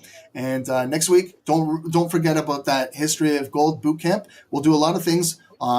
We'll have fun. I'll teach you guys a lot in there, okay? So thank you, guys. Almost to 92,000, but we appreciate you guys. Have a good day. God bless everyone. Please learn from your mistakes, guys, and we'll see you guys tomorrow. Thanks, everyone on Zoom. Have a great day. Guys, don't forget big earnings in the after hours. Guys, I'm so excited. Like, we got Microsoft at 4. Facebook, Meta at 4:05. Tesla at 4:05. There's going to be fireworks, okay, this after hours.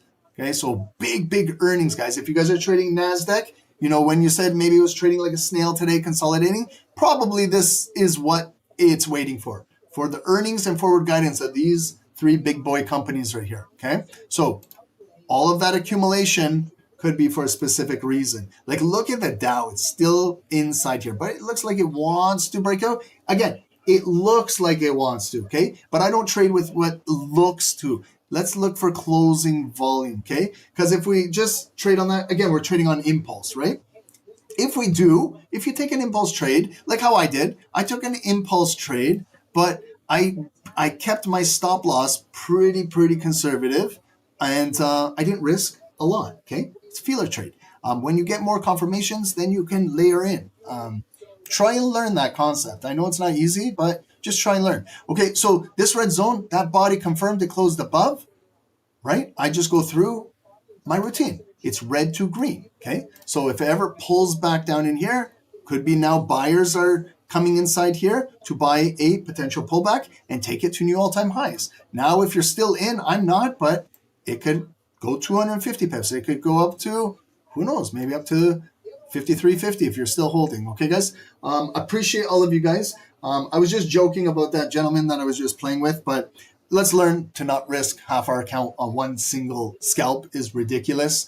And we'll see you guys tomorrow. Have a good day. Thank you to everyone that joined. If you're new to the channel, okay, we're a little crazy here at SST, but hit that subscribe button, hit the notifications, and join us on a daily basis and see what we do here. Test us out for a couple days. You know what I mean? Give us a week to earn your trust, and we'll earn it from you guys. Okay? Don't just judge us by just one session. We're here every single day, Monday to Friday, with you guys. Judge us on a consistent basis, okay? Thanks, guys. God bless everyone. Have a good night. Keep up to date with the news, especially the Trump fart indicator. You never know when that guy will let loose, okay? Have a good day, guys. Stay safe. We'll see you guys tomorrow. Thanks, guys. Have a great day. You guys could hear Powell speaking, right? I had it on my TV over, so I don't know. We'll see if YouTube gives me a strike for having that. We'll see, guys. But if that works for next time, that's what we can do. So I'll let you guys know if we get a copyright strike having that on. We'll find out. But guys, enjoy your day. Be careful if you have any swing positions overnight. It's a big day. Have a great day, guys. I appreciate all of you guys. Enjoy your day.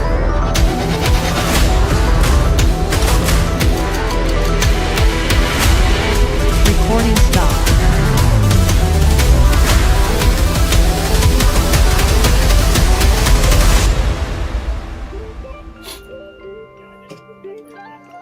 Hey guys, good morning. Welcome to the live session of Stocks Never Trading. My name is Dave, guys. My partner is Ron. Let's get down to business here, guys. In on US 30, sell. Okay, I'm jumping in. Guys, that's a 100 pip drop. Yes, we caught it. Hey, guys, 200 pips, please secure.